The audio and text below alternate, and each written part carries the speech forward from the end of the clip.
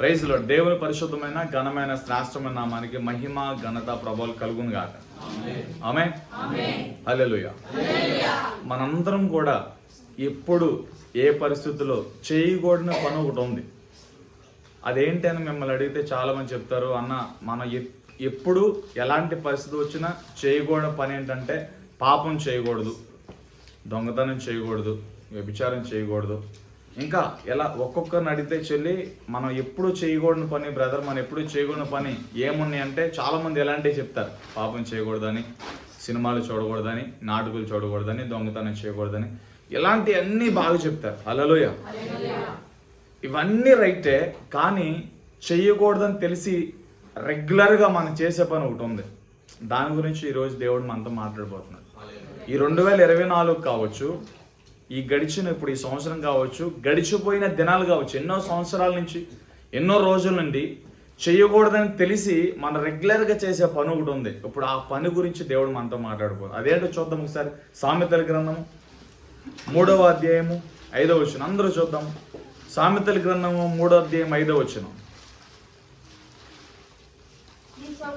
నీ స్వబుద్ధిని ఆధారము చేసుకొనక నీ పూర్ణ హృదయంతో యెహోవా యందు నమ్మికుంచుము. ఆమేన్. హల్లెలూయా. పాపము చేయకూడదని తెలుసు. అది ఏ రకమైన పాపం కావచ్చు. అది వ్యభిచారమా, త్రాగుడా, సినిమాలు చూడటమా, నాటకాలు చూడటమా, చాలా రకాల పాపాలు ఉన్నాయి. అది ఏ రకమైన పాపమైనా ఆ పాపము గురించి అవగాహన మనకుంది. పాపము చేయకూడదు అనే విషయం మనందరికీ బాగా తెలుసు. కానీ చేయకూడని ఇంకొక పని ఏంటో తెలుసా? మన స్వబుద్ధిని ఆధారం చేసుకుంటాం. ఎప్పుడు కూడా మనం చేయకూడని పని ఏదైనా ఉందంటే మన స్వబుద్ధిని మనం ఆధారం చేసుకుంటే కనుక మనం ఎప్పుడు కూడా వర్ధిల్లం. హల్లెలూయా. ఈ 24లో ఈ సంవత్సరం కాలం అంతా గడిచిన రోజుల్లో మనము మన స్వబుద్ధిని ఆధారం చేసుకుంటూ, మనకు తోచినట్లుగా మనం జీవిస్తూ, మనకు నచ్చినట్లుగా మనం బ్రతుకుతూ, దేవునికి వ్యతిరేకంగా మనం జీవించి దేవుని కార్యాలు చూడలేకపోయాం. హల్లెలూయా. ఇప్పుడు నూతన సంవత్సరంలోకి అడుగు పెడుతూ ఉండగా దేవుడు మనకిస్తున్న ప్రాముఖ్యమైన వాగ్దానం అంటే తెలుసా? నీ స్వబుద్ధిని ఆధారం చేసుకోవద్దు. హల్లెలూయా. ఇది సిద్ధపాటు కూడిక. ఈ రోజున మనం నేర్చుకునే పాఠం ఏంటంటే దేవుని కోసం మనం ఏం చేయాలో ఈ రోజు నేర్చుకోబోతున్నాం. ఈ రోజున దేవుని కోసం మనం ఏం చేయాలో నేర్చుకుంటే రేపటి దినాన దేవుడు మన జీవితంలో ఏం చేయబోతున్నాడో మనతో మాట్లాడబోతున్నాడు. హల్లెలూయా. ఇది సిద్ధపాటు కూడిక. దేవుడు ఆల్రెడీ అన్ని ఇచ్చేసాడు మనకి. ఆయన చేసి ముగించేశాడు. మనకు కావలసినవన్నీ ఆయన ఇచ్చేసాడు. అయినను దేవుడు వచ్చే లేకపోతే ఒక్కొక్క గంటలో, ఒక అర్ధ గంటలో మనం నూతన సంవత్సరంలోకి వెళ్తాం. ఈ 2025 సంవత్సరం అంతా కూడా మన జీవితాల్లో, మన బ్రతుకుల్లో దేవుడు ఏం చేయబోతున్నాడో రేపటి దినాన్ని మాట్లాడబోతున్నాడు. అయితే ఈ రోజున మనందరం కూడా దేవునితో సంధి చేసుకోవడానికి, సమాధాన పడడానికి, సిద్ధపడడానికి మనం ఏం చేయాలో దేవుడు ఈ రోజున మాట్లాడుతూ పాపం చేయకూడదని మనకు తెలుసు. ఆమేన్. అది ఏ రకమైన పాపమైనా కావచ్చు, అన్నీ మనకు తెలుసు, అన్నిటి గురించి అవగాహన ఉంది. కానీ ఈ విషయం కూడా మనకు తెలిసి రెగ్యులర్గా చేసేది ఏంటో తెలుసా? మన స్వబుద్ధిని ఆధారం చేసుకుంటాం, మన సొంత జ్ఞానాన్ని ఆధారం చేసుకుంటాం. ప్రార్థన చేయకుండా, కనిపెట్టకుండా, దేవుడు ఏది చేయమన్నాడో తెలియకుండా, ఎటు వెళ్ళమన్నాడో తెలియకుండా, ఎవరో ఏదో చెప్పారని అది మనం చేసేస్తూ ఉంటాం, నష్టపోతూ ఉంటాం. లేదా మనకు వచ్చిన ఆలోచన బట్టి, మనకున్న జ్ఞానాన్ని బట్టి మనం రకరకాల విధి విధాలుగా ఆలోచించి చేయకూడని పనులు చేసి చాలా నష్టపోతూ ఉంటాం. హల్లెలూయా. ఎప్పుడు కూడా ఒక మనుషుడు చేయకూడని అతి ప్రాముఖ్యమైన పని నీ స్వబుద్ధిని ఆధారం చేసుకుంటామే. నీ బుద్ధిని ఆధారం చేసుకున్నావా? నీ జ్ఞానాన్ని ఆధారం చేసుకున్నావా? నీ బలాన్ని ఆధారం చేసుకున్నావా? నీ శక్తిని ఆధారం చేసుకున్నావా? నువ్వు వర్ధిల్లో. ఏ వ్యక్తి అయితే దేవుని మీద ఆనుకుంటాడు, అదే చెప్తున్నాడు. నీ స్వబుద్ధిని ఆధారం చేసుకున్నాక దేవుని మీద ఆనుకుంటే ఏంటది? చదవండి వాక్యం. నీ స్వబుద్ధిని ఆధారం చేసుకొనక నీ పూర్ణ హృదయముతో యెహోవా మీద ఏముంచాలి? నమ్మిక ఉంచాలి. దేవుని మీద ఆధారపడాలి, దేవుని మీద నమ్మకం ఉంచాలి. ఎప్పుడైతే మన బలము, మన శక్తి, మన యొక్క బ్యాక్గ్రౌండ్ని ఆధారం చేసుకోనక, మన స్నేహితులను, మనుషులను, మన ప్రముఖులను ఆధారం చేసుకోనక పూర్ణ హృదయముతో, అంటే పూర్ణ హృదయం అంటే ఏంటో తెలుసా? హోల్ హార్టెడ్గా. హల్లెలూయా. అసలు ఏ గ్యాప్ లేకుండా చక్కగా దేవుని నమ్మటం, పూర్ణ హృదయంతో, పూర్ణ శక్తితో, పూర్ణ బలముతో దేవుని మీద మనం నమ్మిక ఉంచితే మన జీవితంలో దేవుడు చాలా కార్యాలు జరిగిస్తూ ఉంటాడు. చాలా మంది దేవుని మీద నమ్మిక ఉంచట్లా. ఏమంటే మరలా చెప్తున్నా, ఈ సంవత్సరమే కాదు, గడిచిన చాలా సంవత్సరాలు, చాలా రోజులు, ఎన్నో మార్లు ఇలాంటి వాక్యాలు మనం వింటూ ఉంటాం. కానీ మన జీవితంలో దేవుడు ఎందుకు తన చిత్తాన్ని జరిగించలేకపోతున్నాడు అంటే మన నీతిని ఆధారం చేసుకుంటున్నామా. మన నీతి దేవుని దృష్టిలో మురికి గొడ్డలతో సమానం. హల్లెలూయా. మన ఆలోచన వేరు, ఆయన ఆలోచన వేరు. మన తలంపు వేరు, ఆయన తలంపు వేరు. మనము ఏమీ చేయలేం, కానీ మన దేవుడు అన్నీ చేయగలిగిన వాడు. మనకి సమస్య వచ్చినప్పుడు, కష్టం వచ్చినప్పుడు, బలహీనత వచ్చినప్పుడు చతికిలు పడిపోతాం, కృంగిపోతూ ఉంటాం, కృషించిపోతూ ఉంటాం. కానీ మన దేవుడు కృషించే దేవుడు కాదు. ఆయన జయం కలిగిన దేవుడు. ఆయన శక్తి కలిగిన దేవుడు. ఆయన సామర్థ్యం కలిగిన దేవుడు. కృషించిపోయే మనలను బలముతో, శక్తితో నింపి దేవుడు ఏదైనా చేయగలిగిన వాడు అనమాట. కాబట్టి స్వబుద్ధిని ఆధారం చేసుకోకున్నాడు. హల్లెలూయా. స్వబుద్ధిని ఆధారం చేసుకున్న వాళ్ళు ఎలా ఉంటారో తెలుసా? ప్రతి దానికి అలుగుతూ ఉంటారు, ప్రతి దానికి సనుగుతూ ఉంటారు. ఎవరి మీద? దేవుని మీద. దేవా, నీ కళ్ళు లేవా? నీకు చెవులు లేవా? నా ప్రార్థనను వినవా? నా కన్నీరు నువ్వు చూడవా? నా గాయాలు కట్టవా? వాళ్ళు చూడు, వీళ్ళు చూడు, అందరూ వర్ధిల్లుతున్నారు, నేను వర్ధిల్లట్లేదు అని చెప్పి చాలా మంది సరిగే వరకు గొనిగే వరకు ఉంటారు. హల్లెలూయా. ఇప్పుడు యోబు జీవితాన్ని మనం పరిశీలన చేసినట్లయితే, యోబు దేవుణ్ణి పూర్ణ హృదయంతో నమ్మాడు. యెహోవా ఇచ్చిన యెహోవా తీసుకొనును, యెహోవా నామమునకే స్తుతి కలుగునుగా. కానీ పూర్ణ హృదయంతో యోబు దేవుణ్ణి నమ్మి దేవుని మీద నమ్మిక ఉంచాడు. యెహోవా ఇచ్చాడు, యెహోవా తీసుకున్నాడు, ఖచ్చితంగా నమ్మి ఏది ఏమైనా, ఎంత నష్టం జరిగినా, బిడ్డలు చచ్చిపోయినా, భార్య విడిచిపెట్టినా, స్నేహితులు విడిచిపోయినా, ఊర్లో వారు ఏ ఒక్కరు కూడా యోబు పక్షంగా నిలబడకపోయినా యోబు పూర్ణ హృదయంతో దేవుణ్ణి నమ్మాడు. అందుకే రెండంతలుగా ఆశీర్వదించబడ్డాడు. ఆమేన్. భార్య కూడా ఇంకెందుకు, దేవుడు ఏం చేశాడు చూడండి, స్వబుద్ధిని ఆధారం చేసుకుంది. అంటే బాహ్యపరముగానే చూసింది. దేవుడు తోడుంటే నువ్వు నీతిమంతుడు కదా, ఏ తప్పు చేయనివాడు కదా, ఎవరికి అన్యాయం చేయలేదు కదా, నీకెందుకు ఈ గతి పట్టిందని తన భర్తను నిలదీసింది. స్వబుద్ధి ఏం చేస్తుందంటే నేరారోపణ చేస్తుంది. మన జ్ఞానం ఏం చేస్తుందంటే, మనం ఆధారం చేసుకున్న మన ఆలోచన ఏం చేస్తుందంటే దేవునిని ప్రశ్నించేటట్లుగా చేస్తుంది. దేవుడేడి ఈ కష్టంలో, ఈ సమస్యల్లో, ఈ బాధల్లో నువ్వు నమ్ముకున్న దేవుడు ఏమయ్యాడంటే అది నీ మనస్సాక్షి. నువ్వు స్వబుద్ధిని ఆధారం చేసుకుంటే నీ మనస్సాక్షి నీకు వ్యతిరేకంగా మాట్లాడుతూ ఉంటుంది. అర్థమవుతుందా? అందుకే శరీరము, ఆత్మ ఈ రెండింటికి పడదు, వేరువేరుగా ఉంటాయి. ఈ రెండు దెబ్బలాడుకుంటూ ఉంటాయి, ఒకదానికి ఒకటి పడదు. హల్లెలూయా. నువ్వు స్వబుద్ధిని ఆధారం చేసుకుంటే నీ మనస్సాక్షి ఏమంటుందో తెలుసా? పాజిటివ్గా మాట్లాడుతుంది, నెగిటివ్గా మాట్లాడుతుంది. ఈ సమస్యలో నీ దేవుడు ఏమయ్యాడు?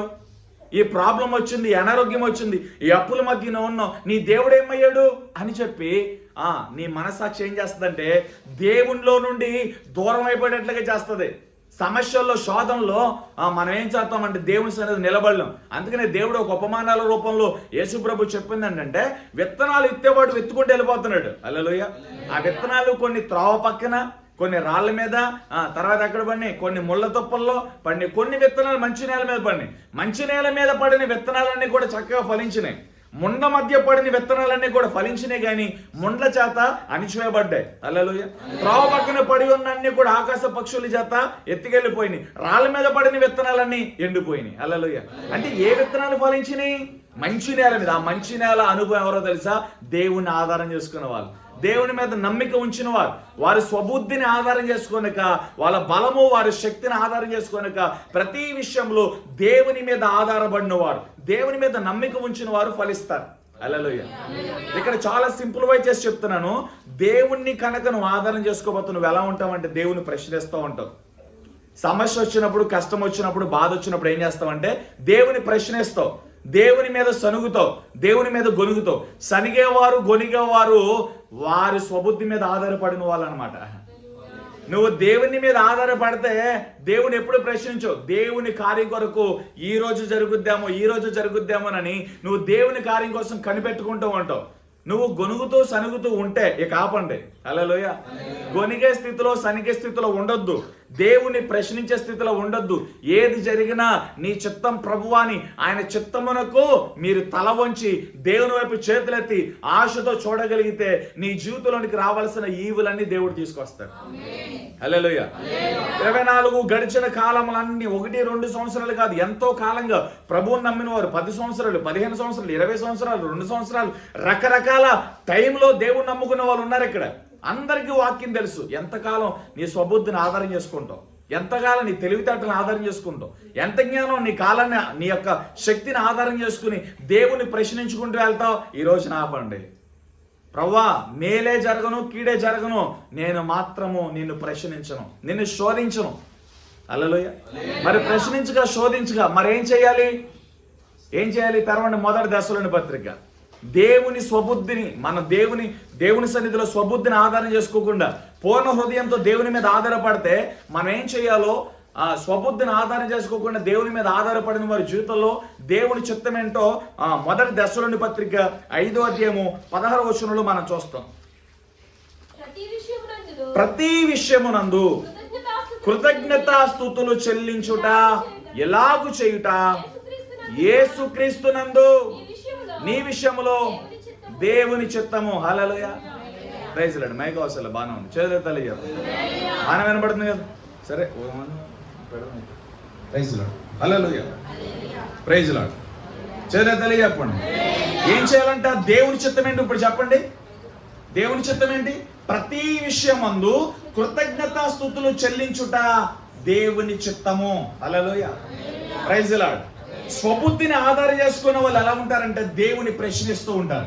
స్వబుద్ధిని ఆధారం చేసుకున్న వాళ్ళు దేవుని మీద సనుగుతారు, గొలుగుతారు. ఇటువంటి వారి జీవితంలో ఏ కార్యములు జరగవు. ఈ గుంపులో నువ్వు ఉండకుండుగాక.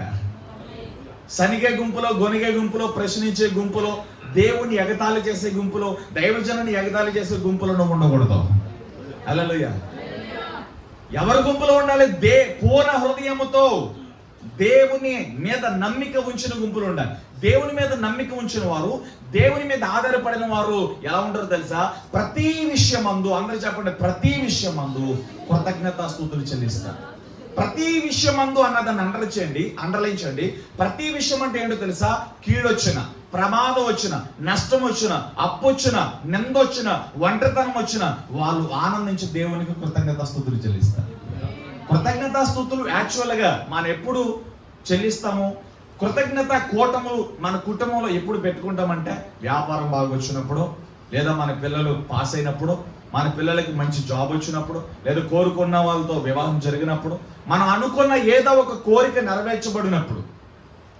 హల్లెలూయా. ఆ కోరికని బట్టి, దేవుడు జరిగించిన కార్యాన్ని బట్టి మనం ఏం చేస్తాం? ఇంట్లో పాస్టర్ గారిని పిలిచి, సంఘాన్ని పిలిచి కృతజ్ఞత కూటాన్ని పెట్టుకుంటాం, ఇరుగు పొరుగు వారిని పిలిచి. హల్లెలూయా. ఇది అందరూ చేస్తారు, ఇది అన్యులు కూడా చేస్తారు. అన్యులు కూడా వాళ్ళకి సంబంధించిన పూజాన్ని పిలిపించి, వాళ్ళని పిలిపించి వాళ్ళ భోజనాలు పెట్టుకుంటారు. హల్లెలూయా. కానీ అన్యులు చేయని పని, లోకస్తులు చేయని పని క్రైస్తవుడు చేయాలి. హల్లెలూయా. మేలు జరిగితే, అద్భుతం జరిగితే, అనుకున్నది జరిగితే అందరూ కృతజ్ఞతాస్తుతులు దేవుడికి చెల్లిస్తారు. అందరి జనులు, అన్ని మతాలలో ఇది జరుగుద్ది. కానీ క్రైస్తవుడు అనేవాడు, యేసు ప్రభుని ఆధారం చేసుకున్నవారు, యేసు ప్రభు మీద నమ్మిక ఉంచిన వారు అప్పులలో, అనారోగ్యాల్లో, కీడులలో, ఉపద్రవాల్లో కూడా మనం దేవునికి కృతజ్ఞతాస్తుతులు చెల్లించాలి. ప్రతి విషయంలో మీరు 25లోనికి కొద్ది నిమిషాలు అడుగు పెడతా ఉండగా ఈ మనసుతో మనం అడుగు పెట్టాలి. ప్రభువా, ఎలాంటి కష్టం వచ్చిన, ఎలాంటి శ్రమ వచ్చిన, ఎలాంటి ఉపద్రవాలు వచ్చిన, ఏ నిందలు నా జీవితంలోకి వచ్చిన, ఎవరు నాతో ఉన్నా లేకున్నా నేను నిన్ను విడిచిపెట్టను, ప్రతి విషయమందు నీకు కృతజ్ఞతాస్తుతులు చెల్లిస్తానని చెప్పే వరకు మనం ఉండాలి. ఎలాంటి మనసుతో మన 25లోకి అడుగు పెడితే దేవుడు అద్భుతాలు చేయబోతున్నాడు. హల్లెలూయా చెప్పండి. అసలు కృతజ్ఞతాస్తుతులు ఎందుకు చెల్లించాలండి? కృతజ్ఞతాస్తుతులు ఎందుకు చెల్లించాలి? హల్లెలూయా చెప్పండి. చెల్లితలే చెప్పండి. దోమలు ఎంతమందికి తెలుసు? దోమలు మిమ్మల్ని కొడతానయా? చెప్పండి. 1 సంవత్సరానికి 2 కోట్ల మంది ప్రజలు దోమ కాటు చేత కాటు వేయబడుతున్నారు. హల్లెలూయా. 2 కోట్ల మంది వ్యాధిగ్రస్తులుగా దోమ కాటున. హల్లెలూయా. Praise lord. దోమ కాటున ఎంతమంది? 2 కోట్ల మంది. సంవత్సరంలో 2 కోట్ల మంది. Praise Lord. హల్లెలూయా. దాంట్లో ఎంతమంది చచ్చిపోతున్నారు? హల్లెలూయా. 27 లక్షల మంది చచ్చిపోతున్నారండి సంవత్సరానికి. ఒక దోమ కాటుకి 27 లక్షల మంది చచ్చిపోతున్నారు. హల్లెలూయా. మనల్ని దోమ కొడతనే కదా. చెప్పండి, మనల్ని దోమ కొడతనే కదా మనం చచ్చిపోయామా? ఎందుకని చావలా? చెప్పండి, ఎందుకని చావలా? దేవుని కాపుదల మన జీవితంలో ఉంది. దేవుని కాపుదల మన జీవితంలో ఉంది కాబట్టి మనం చావలా. Praise lord. దేవుని కాపుదల ఎవరి జీవితంలో ఉంది? చెప్పండి అండి. ఇప్పుడు ఎన్నో దోమలు కొడుతూ ఉంటాయి మనల్ని. దానికి కృతజ్ఞతాస్తుతులు చెల్లించారు. హల్లెలూయా. దోమ కాటు నుంచి, ఇంకా భయంకరమైన విషకాటులు, ఎన్నో ప్రమాదాల నుంచి, ఎన్నో కీడుల నుంచి దేవుడు మనల్ని తప్పించుకుంటూ వచ్చాడు లేదా? చెప్పండి అండి. మరి దాన్ని బట్టి దేవుని కృతజ్ఞతాస్తుతులు చెల్లించాలి వద్దా? నువ్వు అనుకున్నవే చేయటమే కాదు, దేవుడు అనేక విషజ్వరాల నుంచి, అనేక ప్రమాదాల నుంచి, అనేక కీడుల నుంచి, అనేక ఉపద్రవాల నుంచి దేవుడు మనం తప్పించుకుంటూ వచ్చాడండి. హల్లెలూయా. సంవత్సరానికి 2 కోట్ల మంది దోమకాటు బారిన హాస్పిటల్కి వెళ్తే, హల్లెలూయా, ఎంతమంది చచ్చిపోతున్నారన్నాను? 2 లక్షల మంది చచ్చిపోతున్నారు. సంవత్సరానికి 2 లక్షల మంది కేవలం దోమకాటుతో చచ్చిపోతున్నారండి. అమ్మ మీ ఇద్దరేంటి? హల్లెలూయా. మలేరియాతో, టైఫాయిడ్తో, డెంగ్యూతో, చిగురు, ఇవన్నీ ఈ విష జ్వరాలన్నీ దోమకాటును బట్టి వస్తాయి. హల్లెలూయా. అంతమంది చచ్చిపోతుంటే ఆ చచ్చిపోయిన వాటిలో మనం లేము. కరోనా టైంలో ఎంతో మంది గొప్ప కూలిపోయారు, కానీ వారు కూలిపోయినట్టుగా మనం కూలిపోవాలి. మరణపు అంచులోనికి వెళ్ళి వారు ఇక్కడ ఉన్నారు, కానీ దేవుడు మరణానికి అప్పగించుకొని ఇంకా సజీవులుగా ఉంచారు. అందును బట్టి మనం దేవునికి కృతజ్ఞతాస్తుతులు చెల్లించాలి. హల్లెలూయా. ఎన్నో ప్రమాదాల నుండి, ఎన్నో కీడుల నుండి, ఎన్నో ఉపద్రవాల నుండి దేవుడు మనల్ని కాపాడుతున్నాడు. అందును బట్టి దేవునికి కృతజ్ఞతాస్తుతులు చెల్లించాలి. ఇశ్రాయేలు ప్రజలు అందరూ కూడా దేవుని చేత నడవబడుతూ ఉన్నారు, దేవుణ్ణి నమ్మారు. కానీ ఎప్పుడు నమ్మారు తెలుసా? ఆహారం వచ్చినప్పుడు, అవసరతలో దేవుడు తీరుస్తున్నప్పుడు, మోషే ద్వారా ఏదైతే ప్రకటించబడుతుందో అది వచ్చినప్పుడు. హల్లెలూయా. ఏదైనా తక్కువైందనుకో మోషేని పట్టుకొని తిట్టడం మొదలెట్టారు, మోషే మీద సనగడం మొదలు పెట్టారు, మోషే మీద గొరగడం మొదలు పెట్టారు. చెల్లె తల్లి చెప్పాలి. హల్లెలూయా. హల్లెలూయా. కొద్ది గట్టిగా చెప్పండి. ఈరోజు దేవుడు మనల్ని పోషిస్తూ ఉన్నాడు. ఆకలితో చాలా మంది చచ్చిపోతున్నారు మన దేశంలో. మీకు తెలుసా? రోజుకి 7,000 మంది చచ్చిపోతున్నారు ఆకలితో. ఒక్క రోజుకి 7,000 మంది ఆహారం లేక చచ్చిపోతున్నారు. ఒక్క రోజుకి 7,000 మంది ఆహారం లేక 7,000 మంది చచ్చిపోతుంటే ఆ చచ్చిపోయిన వారిలో మనం లేము. ఏ రోజుకి ఆ రోజు దేవుడు మనల్ని పోషిస్తూ ఉన్నాడు. మన పల్లెలోకి దేవుడు అన్నం ఇస్తూ ఉన్నాడు, ఆహారం ఇస్తూ ఉన్నాడు. ఆహారం లేకుండా చచ్చిపోయే వాళ్ళు 7,000 మంది ఒక్క రోజుకి. సంవత్సరానికి ఎంతమంది లెక్కేసుకో, నెలకు ఎంతమంది లెక్కేసుకో. హల్లెలూయా. పని చేసుకోవడానికి, ఉద్యోగం చేసుకోవడానికి, చదువుకోవడానికి దేవుడు కృపిస్తూనే ఉన్నాడు కదా. చెల్లెద్దలే చెప్పండి. హల్లెలూయా. ఒక్క రోజుకి 7,000 మంది చచ్చిపోతుంటే సంవత్సరానికి ఎంతమంది, నెలకు ఎంతమంది, చుట్టూరు ఎంతో మంది. కానీ ఆ స్థితిలో మనం లేము. ఏమున్నా లేకున్నా ప్రతిరోజు మన ఆహారం దేవుడు మనకు దయచేస్తూ ఉన్నాడు. 3 పూట్ల తినడానికి, 2 పూట్ల తినడానికి దేవుడు కృపిస్తూ ఉన్నాడు. మంచి బట్ట కట్టుకోవడానికి దేవుడు కృపిస్తూ ఉన్నాడు. ఇవి చాలా. హల్లెలూయా. ఎన్నో ప్రమాదాల నుండి, ఎన్నో కీడుల నుండి దేవుడు తప్పేస్తూ ఉన్నాడు. అందుకే కృతజ్ఞతాస్తుతులు చెల్లించాలి కదా. హల్లెలూయా. హల్లెలూయా. ఇశ్రాయేలు ప్రజలందరినీ కూడా దేవుడు అలాగే నడిపిస్తూ ఉన్నాడు. ఇశ్రాయేలు ప్రజలందరూ కూడా ఆహారం తింటున్నారు. దేవుడు ఏది తక్కువ చేయకుండా నడిపిస్తున్నప్పుడేమో చక్కగా దేవునికి స్తోత్రాలు చెప్తున్నారు. ఏదైనా తేడా వస్తే, ఏదైనా ఇబ్బంది కలిగితే దేవుని మీద సనగడం, కొనడం మొదలు పెట్టారు. అలా మనం ఉండకూడదు. చేరే తల్లి చెప్పాలి. హల్లెలూయా. ఒక రోజుకి 50 కోట్ల నీరు కావాల్సి వచ్చింది ఇశ్రాయేలు ప్రజలకు. ఒక రోజుకి ఎన్ని కోట్లు? 50,000 కోట్ల నీరు కావాలి ఇశ్రాయేలు ప్రజలకి. దేవుడు ప్రతిరోజు వాళ్ళకి 50,000 కోట్ల లీటర్ల నీటిని దేవుడు ఇచ్చాడు. ఇది తెలుసా? వాళ్ళు చేతులు కడుక్కోవడానికి, మూతులు కడుక్కోవడానికి, వాళ్ళు స్నానాలు చేయడానికి, వారు త్రాగడానికి, వాళ్ళు వాడుకోవడానికి, ఏది ఏమైనా 50,000 కోట్ల లీటర్ల నీరు కావాల్సి వచ్చింది ఇశ్రాయేలు ప్రజలకు ఒక్క రోజుకి. ఎన్ని సంవత్సరాలు నడిపించాడు దేవుడు ఇశ్రాయేలు ప్రజల్ని? 40 సంవత్సరాలు 20 లక్షల ప్రజల పైన ఉన్న ఒక పెద్ద గుంపుని 40 సంవత్సరాలు దేవుడు నడిపించాడు. అగ్ని స్తంభంగా, మేఘ స్తంభంగా. గట్టిగా చేయలేదు తెలియజెప్పండి. ఒక రోజుకి 1,500 టన్నుల ఆహారం అవసరమైంది వాళ్ళకి. ఒక్క రోజుకి ఎన్ని టన్నులు? 1,500 టన్నుల ఆహారం. హల్లెలూయా. వాళ్ళు మన్హు అని పిలిచేవాళ్ళు. మన్హు అనగా మన్నా. మన్నా అంటే అర్థం ఏంటి? ఇదేమిటి? దానికి ఏమి పేరు లేదక్క. మన్హు అని పిలిచేవాళ్ళు. మన్హు అంటే మన్నా. మన్నా అంటే ఇదేమిటి?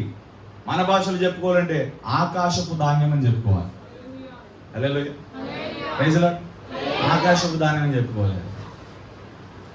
1,500 టన్నులు ప్రతిరోజు దేవుడు ఇశ్రాయేలు ప్రజలకు ఇచ్చుకుంటూ వచ్చాడు. హల్లెలూయా.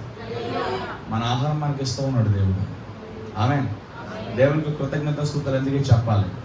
ఏమున్నా లేకుండా ఎలాంటి పరిస్థితి వచ్చినా దేవుడు మనకి ఇవేమి తక్కువ చేయలేదండి. చేయలేదు చెప్పండి, ఇవేమి తక్కువ చేయలే. ఆమె చూడండి ఒకసారి 103వ కీర్తన మొదటి వచనం. 103వ కీర్తన. నా ప్రాణమా యెహోవాను సన్నుతించుము, నా అంతరంగములో ఉన్న నా సమస్తమా ఆయన పరిశుద్ధ నామమును సన్నుతించుము. హల్లెలూయా. ఎవరితో చెప్పుకున్నాడు దావీదు? ఇప్పుడు నా ప్రాణమా. ప్రాణమానికి అర్థం ఏంటి? రక్తము. హల్లెలూయా. తన రక్తంతో చెప్తున్నాడు, తన ప్రాణంతో చెప్తున్నాడు, నా ప్రాణమా యెహోవా నామమును సన్నుతించు, మనకు స్తుతించుము. ఆయన చేసిన మేళలలో దేన్ని మర్చిపోవద్దు. నా ప్రాణమా, నాలో ఉన్న అంతరంగమా, నా అంతరంగంలో ఉన్న సమస్తమా యెహోవాను సన్నుతించు, యెహోవాను స్తుతించు. Praise lord. దేవుని స్తుతించాలి, కృతజ్ఞతాస్తుతులు చెల్లించాలి. దేవుడు మనల్ని కాపాడుకుంటూ వస్తూ ఉంది, ఇంకా మరణానికి అప్పగించలేదు. ఎన్నో వ్యాధి రోగాల నుండి హల్లెలూయా దేవుడు మనల్ని కాపాడుకుంటూ వస్తున్నాడు. చేతులెత్తి తల్లి చెప్పాలి హల్లెలూయా. మొదటి సమూయేలు గ్రంథము 17వ అధ్యాయం 36-37 వచనాలు మనం చూస్తే, దావీదు గొల్యాతు మీదకి యుద్ధానికి వెళ్తాడు. హల్లెలూయా. దావీదు ఎక్కడికి వెళ్తాడంటే గొల్యాతు మీదకి యుద్ధానికి వెళ్తాడు. ముందుగా ఎవరి దగ్గరికి వెళ్తాడంటే సౌలు రాజు దగ్గరికి వెళ్తాడు. రాజా, సున్నతి లేని ఫిలిస్తీయుడు, గొల్యాతు మాటలు నేను విన్నాను, అందరూ భయపడిపోతూ ఉన్నారు, నేను వెళ్ళి యుద్ధం చేస్తానంటే హల్లెలూయా. దావీదుని చూసి సౌలు ఏమన్నాడు మనందరూ తెలుసు, అరే బాబు నువ్వు చాలా చిన్నపిల్లడివి, నువ్వు చాలా బాలుడివి, గొల్యాతు ఎక్కడ నువ్వెక్కడ, తన తొడగూటు కూడా నువ్వు సరిపోవు, అతని అరుపులు అతని కేకలు నా దాకా వినబడుతూ ఉన్నాయి, నీకంటే పెద్దోళ్ళు అనుభవజ్ఞులు హల్లెలూయా, నీకంటే వయసులో ఉన్నవారు అందరూ కూడా వాడి కేకలుగా భయపడుతూ ఉంటే నువ్వేంటి అతని దగ్గరికి వెళ్ళి యుద్ధం చేస్తానంటావు అని అంటే చెప్తాడు, ఇదిగో రాజా నాకు ఒక మంద ఉంది, నాకు గొర్రెల మంద ఉంది, గొర్రెల మంద మీదకి ఏమొచ్చింది? సింహం వచ్చింది, దాని మీదకి నేను దూకాను, దాన్ని చంపి పాడేశాను, ఆ సింహాన్ని దేవుడు నా చేతికి అప్పగించాడు. అలాగే ఎలుగుబంటి వచ్చింది, ఎలుగుబంటిని కూడా నేను చంపేశాను, ఎలుగుబంటిని దేవుడు నా చేతికి అప్పగించాడు. అలాగే ఈ గొల్యాతును కూడా దేవుడు నా చేతికి అప్పగిస్తాడు. ఎందుకు దావీదు ఎంత ధైర్యంతో ముందుకెళ్ళగలిగాడు? ఎందుకు దావీదు దేవుని కార్యాన్ని చూడగలిగాడు? ఎందుకు దావీదు దేవుని చేతిలో ఒదిగిపోయాడు అంటే, దావీదు మీదకి ఎన్ని కీడులు వచ్చినా, ఎన్ని ప్రమాదాలు వచ్చినా దావీదు దేవుని నమ్మాడు. దావీదు ఎక్కడ ఎదురు తిరగల, ఎవరి మీద ఎదురు తిరగల, దేవుడు దాక్కోమంటే దాక్కున్నాడు. ఎదురు తిరిగే సామర్థ్యం ఉంది, ఫైట్ చేసే సామర్థ్యం ఉంది. సౌలు మీదకి ఎదురు తిరగవచ్చు. ఒకానొక సమయంలో సౌలుని దేవుడు దావీదు చేతికి అప్పగిస్తే కూడా చూడండి ఎంత జ్ఞానంతో ప్రదర్శించాడు. అభిషక్తులతో అభిషేకించబడిన వాడు అతన్ని చంపకూడదని వస్త్రపు చెంగును కోసి హల్లెలూయా ఎంత మెచ్యూర్గా ఎంత జ్ఞానంతో ప్రవర్తించాడు చూడండి. దావీదు తన బ్రతుకు దినములన్నిటిలో కూడా దాగుకుంటూ మరుగై ఉన్న స్థలంలో దాగుకుంటూ దేవుని సన్నిధిలో ప్రార్థన చేస్తూ సహాయం చేయమని దేవుని అడుగుతూ, నా మీదకి వచ్చే శత్రువులతో నువ్వు యుద్ధం చేయ ప్రభు అని చెప్పి తన శత్రువులను దేవుని చేతికి అప్పగించాడు. దావీదు తన ప్రతికూలతలన్నీ దావీదు దేవుని చేతికి అప్పగించాడు. దావీదు మీదకి వచ్చిన ప్రతి ప్రతికూలతలు శత్రువులు అందరినీ దేవుని చేతికి అప్పగించేసి దావీదు ఏం చేశాడు తెలుసా? దేవుని కార్యం కోసం కనిపెట్టేవాడు, దేవుడిచ్చే విజయం కోసం కనిపెట్టేవాడు. మనం కూడా ఇదే చేయాలి.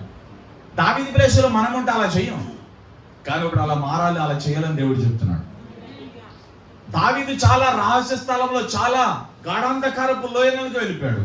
శత్రువుల చేత తరవబడ్డారు. సొంత కుటుంబస్తులే, సొంత కొడుకులే దావీదు మీదకి లేచి చంపాలని చూశారు. పారిపోయాడు దావీదు అడుగుల్లోకి. ఎక్కడ ఎవరితో కూడా యుద్ధం చేయాలి, ఎందుకంటే యుద్ధం చేయలేక కాదు, యుద్ధం చేయగలిగిన వాడు అతను. ప్లాన్ చేసాడంటే, స్కెచ్ గీసాడంటే అది ఇంకా తప్పుపోదు, ఎందుకంటే అంత ప్రార్థనాపరుడు, దేవుని ఆత్మ కలిగిన వాడు, దేవుని హృదయానుసారుడు దావీదు. అలాంటి దావీదు యుద్ధం చేయలే, ఎవరి మీదకి వెళ్ళలేదు. దావీదు దేవుని నమ్మాడు, దావీదు దేవుని మీద ఆధారపడ్డాడు. తన పూర్ణ హృదయంతో దేవుని యందు నమ్మిక ఉంచి దేవుడు ఏది చెప్పాడు అది చేసుకుంటూ వెళ్ళిపోయాడు. దావీదు చేతుల్లో దేవుడు కార్యాలు జరిగించాడు. అందుకనే దావీదు అంటాడు, నా ప్రాణమా, అంతరంగంలో నా సమస్తమా ఆయన్ని మరవద్దు, ఆయన మేలును మరవద్దు, ఆయన సన్నుతించు, ఆయన స్తుతించు. హల్లెలూయా. మనం కూడా చెప్పాలి, ఏ యుద్ధం ఉన్నా, ఏ అప్పు ఉన్నా, ఏ వ్యాధి ఉన్నా, ఏ రోగం ఉన్నా, ప్రభువా నువ్వే చూసుకో ప్రభువా, అది నా వల్ల కానిది, అది నేను చేయలేదు, నువ్వే చూసుకో ప్రభువా అని ఆ స్థితిని, ఆ పరిస్థితిని దేవుని చేతికి అప్పగించి మనము దేవుని సన్నిధిలో కృతజ్ఞత స్తుతులు చెప్పాలి. హల్లెలూయా. ఎగ్జామ్ ఉంది, దాన్ని దేవుని చేతికి అప్పగించి నువ్వు బాగా చదవాలి. ఆమె కృతజ్ఞత స్తుతులు చెల్లించాలి రాయడమే. అప్పు ఉంది, దేవునికి కృతజ్ఞత స్తుతులు చెల్లించు ప్రభు. ఈ అప్పు తీరడానికి సహాయం చేయ ప్రభు. ఈ కాడి వెరగొట్టు ప్రభు, అద్భుతం చేయ ప్రభు. దేవునికి అప్పగించి కృతజ్ఞత స్తుతులు చెల్లించి దేన్ని అయితే ప్రార్థన చేస్తే దానికోసం నువ్వు కనిపెడితే దేవుడు అద్భుతం జరిగిస్తాడు. అల్లలు చెప్పండి. అలా చేయాలి మనం. మొదటి దినవృత్తాంతాల గ్రంథం 17వ అధ్యాయం 16వ వచనం చూడు. మొదటి దినవృత్తాంతాల గ్రంథం 17వ అధ్యాయం 16వ వచనం.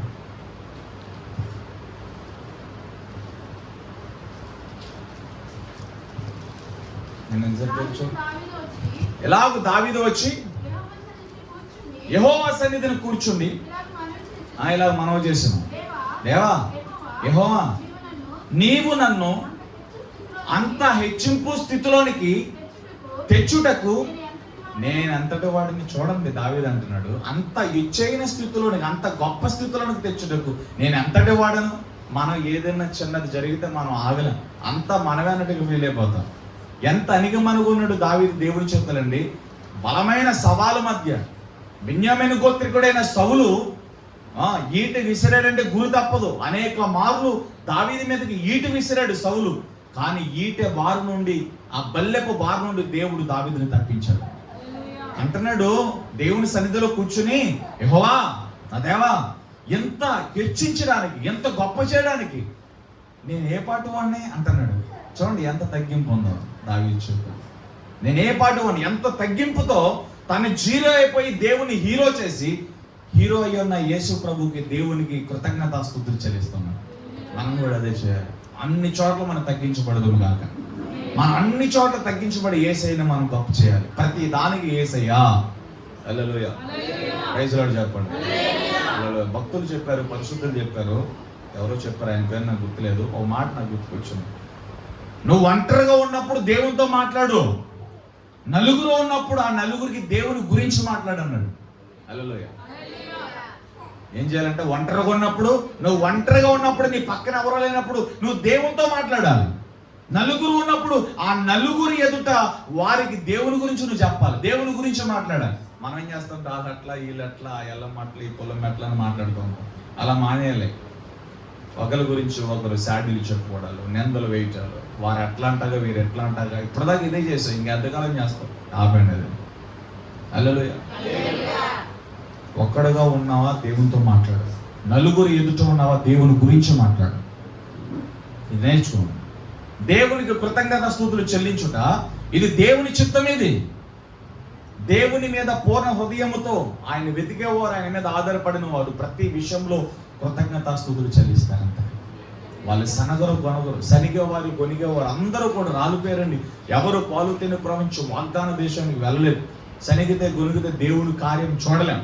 సనిగితే గొనిగితే దేవుని కాపుదల మనకు రాదు. సనిగితే గొనిగితే దేవుని నడిపింపును మనం పొందలేం. సనిగితే గొనిగితే దేవుని ఈవులు మనకు రావు. ఎవడైతే ఓపికతో ఆయన మీద విశ్వాసం ఉంచి, నమ్మిక ఉంచి దేవుని మీద ఆధారపడతారో, ఆయన తట్టు తిరిగి చూస్తారో, ఆయన మీద ఆనుకుని కనిపెడతారు, వారి జీవితంలో దేవుడి కార్యం కనిపెట్టాలి. మనం ఓపికతో కనిపెట్టాలి. హల్లెలూయా. మొదటి మాట కృతజ్ఞతాస్తుతులు చెల్లించండి. హల్లెలూయా. దేవుని మీద ఆధారపడిన వారు పూర్ణ హృదయంతో ఆయన వెతికేవారు ఏం చేస్తారంటే ప్రతి విషయమందు కృతజ్ఞతాస్తుతులు చెల్లిస్తారు, ప్రశ్నించరు. ఫస్ట్గా మనం తీసుకోవాల్సిన తీర్మానం, ప్రభువా నా జీవితంలోనికి ఏ కష్టం వచ్చినా, ఏ శ్రమ వచ్చినా, ఏ ప్రతికూలత వచ్చినా నేను మాత్రం నేను ప్రశ్నించను, నేను శోధించను. హల్లెలూయా. నీకు వ్యతిరేకమైన ఆలోచన నేను ఆలోచించను ప్రభువా. ప్రతి విషయంలో నీకు కృతజ్ఞతాస్తుతులు చెల్లిస్తాను. కీడే జరుగును మేలే జరుగును, కృతజ్ఞతాస్తుతులు చెల్లిస్తాను. హల్లెలూయా. చేతులు తెలియజెప్పండి, గట్టిగా చెప్పండి. నువ్వు నడుచుకుంటూ వెళ్తున్నావు, బండి మీద నుంచి పడిపోయావు. హల్లెలూయా. ఈ చెయ్యంతా కొట్టుకుపోయింది. ఏమంటావు నువ్వు? ఏమంటావు దేవుణ్ణి? ఏమంటారు చెప్పండి. బండి మీద వెళ్తున్నావు, ఆదివారం ప్రార్థనకు వస్తున్నావు, నీ ఇంటిగా నుంచి ప్రార్థనకు వస్తున్నావు. నువ్వు చూస్తూలేవు, చూడగలేవు, తలసంటే పడిపోయావు. ఈ చెయ్యంతా కొట్టుకుపోయింది, నెత్తురు కారిపోతుంది. నువ్వు దేవునితో ఏం మాట్లాడతావు? ఏం మాట్లాడతారు చెప్పనా? నేను చర్చికి వెళ్తుంటే నేను ప్రార్థనకి వెళ్తుంటే మరలా ఇంటికాడ ప్రార్థన చేసుకుని వస్తాయి. ఏంటిది అసలు? నువ్వు ఉన్నావా? నీ చర్చికి వెళ్తున్నాను, నీ సేవకుడు ఏదో పని చెప్పాడు, ఇంకా కంగారుగా వెళ్తాను. నీ పని చేయడానికి వెళ్తుంటే, నిన్ను ఆరాధించడానికి వెళ్తుంటే చూడు చెయ్యంత దెబ్బలు, నెత్తులు గారిపోతుంది. ఏడు ప్రభా అని అంటాం మనం. అయితే హల్లెలూయా. తెలియదు చెప్పండి. నిజమైన భక్తులు ఏం చేస్తారో తెలుసా? దేవుణ్ణి పూర్ణ హృదయంతో వెతుకోరు. ఏం చేస్తారో తెలుసా? సంఘంలోకి వచ్చి జరిగినంత పాస్టర్ గారికి చెప్పి సాక్ష్యం చెప్పి, అరే పొద్దున్న మా ఇంట్లో స్తుతి కోట వినండి కాదు, కృతజ్ఞత కోట వినని చెప్పారు అంతే. హల్లెలూయా. ఎందుకురా కృతజ్ఞత కోటం అంటే, పడిపోయాను, నా చెయ్యి ఇరిగిపోకుండా, నా ప్రాణం పోకుండా దేవుడు నన్ను చిన్న చిన్న దెబ్బలతో బయట వేసాడు కాబట్టి కృతజ్ఞత కోటమండి వచ్చాను అంటారంటే. చాలా మంది కృతజ్ఞత కోటాలు పెట్టుకోవడానికి కూడా అమ్మో నాయన అంటారు. ఎందుకు అంత బాధ? మీ స్తోమతను బట్టి పెట్టుకోండి. శనగపప్పు పెట్టుకోవచ్చు, వటనీళ్ళు పెట్టుకోవచ్చు, మరమరాలు పెట్టుకోవచ్చు, పులిహార పెట్టుకోవచ్చు, నీ స్తోమతను బట్టి పెట్టుకోవచ్చు. ప్రార్థన పెట్టుకుంటే చిగుని పెట్టాలి, పలావ్ చేయాలి, ఎలాంటివి ఏం పెట్టుకోవద్దు. నీ స్తోమతను బట్టి దేవుణ్ణి గణపరచడానికి సంఘంతో సేవకుడితో నీ ఇంటిలో కృతజ్ఞత కూడా జరగాలి. అది నీ స్తోమత. అది ఇంతే పెట్టాలి అంతే పెట్టాలని సంఘంలో ఎవరు అలా చేయరు. పాస్టర్ గారు కూడా నువ్వు ఇంత కానివ్వాలి, ఇది పెడతా వస్తా, అది పెడతానని వస్తాననే వాళ్ళు ఎవరు ఉండరు. హల్లెలూయా. దేవుడు అన్ని కార్యాలు జరిగిస్తుంటే, అన్ని కాపుదలు ఇస్తుంటే స్తుతి కోటలు పెట్టుకోరు చాలా మంది.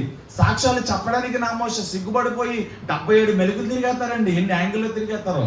హల్లెలూయా. అది చాలా తప్పది. హల్లెలూయా. ఎందుకు స్తుతి కోటలు పెట్టాలి? పడిపోయే దెబ్బ తగిలింది, నీ చెయ్యి ఇరిగిపోలేదుగా, నీ కాలు ఇరిగిపోలేదుగా, ప్రాణం పోలేదు కదా. హల్లెలూయా. దోమలు కొట్టి చచ్చిపోయిన వాళ్ళు ఉన్నారు, ఆహారం లేక చచ్చిపోతున్న వాళ్ళు చాలా మంది. ఆమేన్.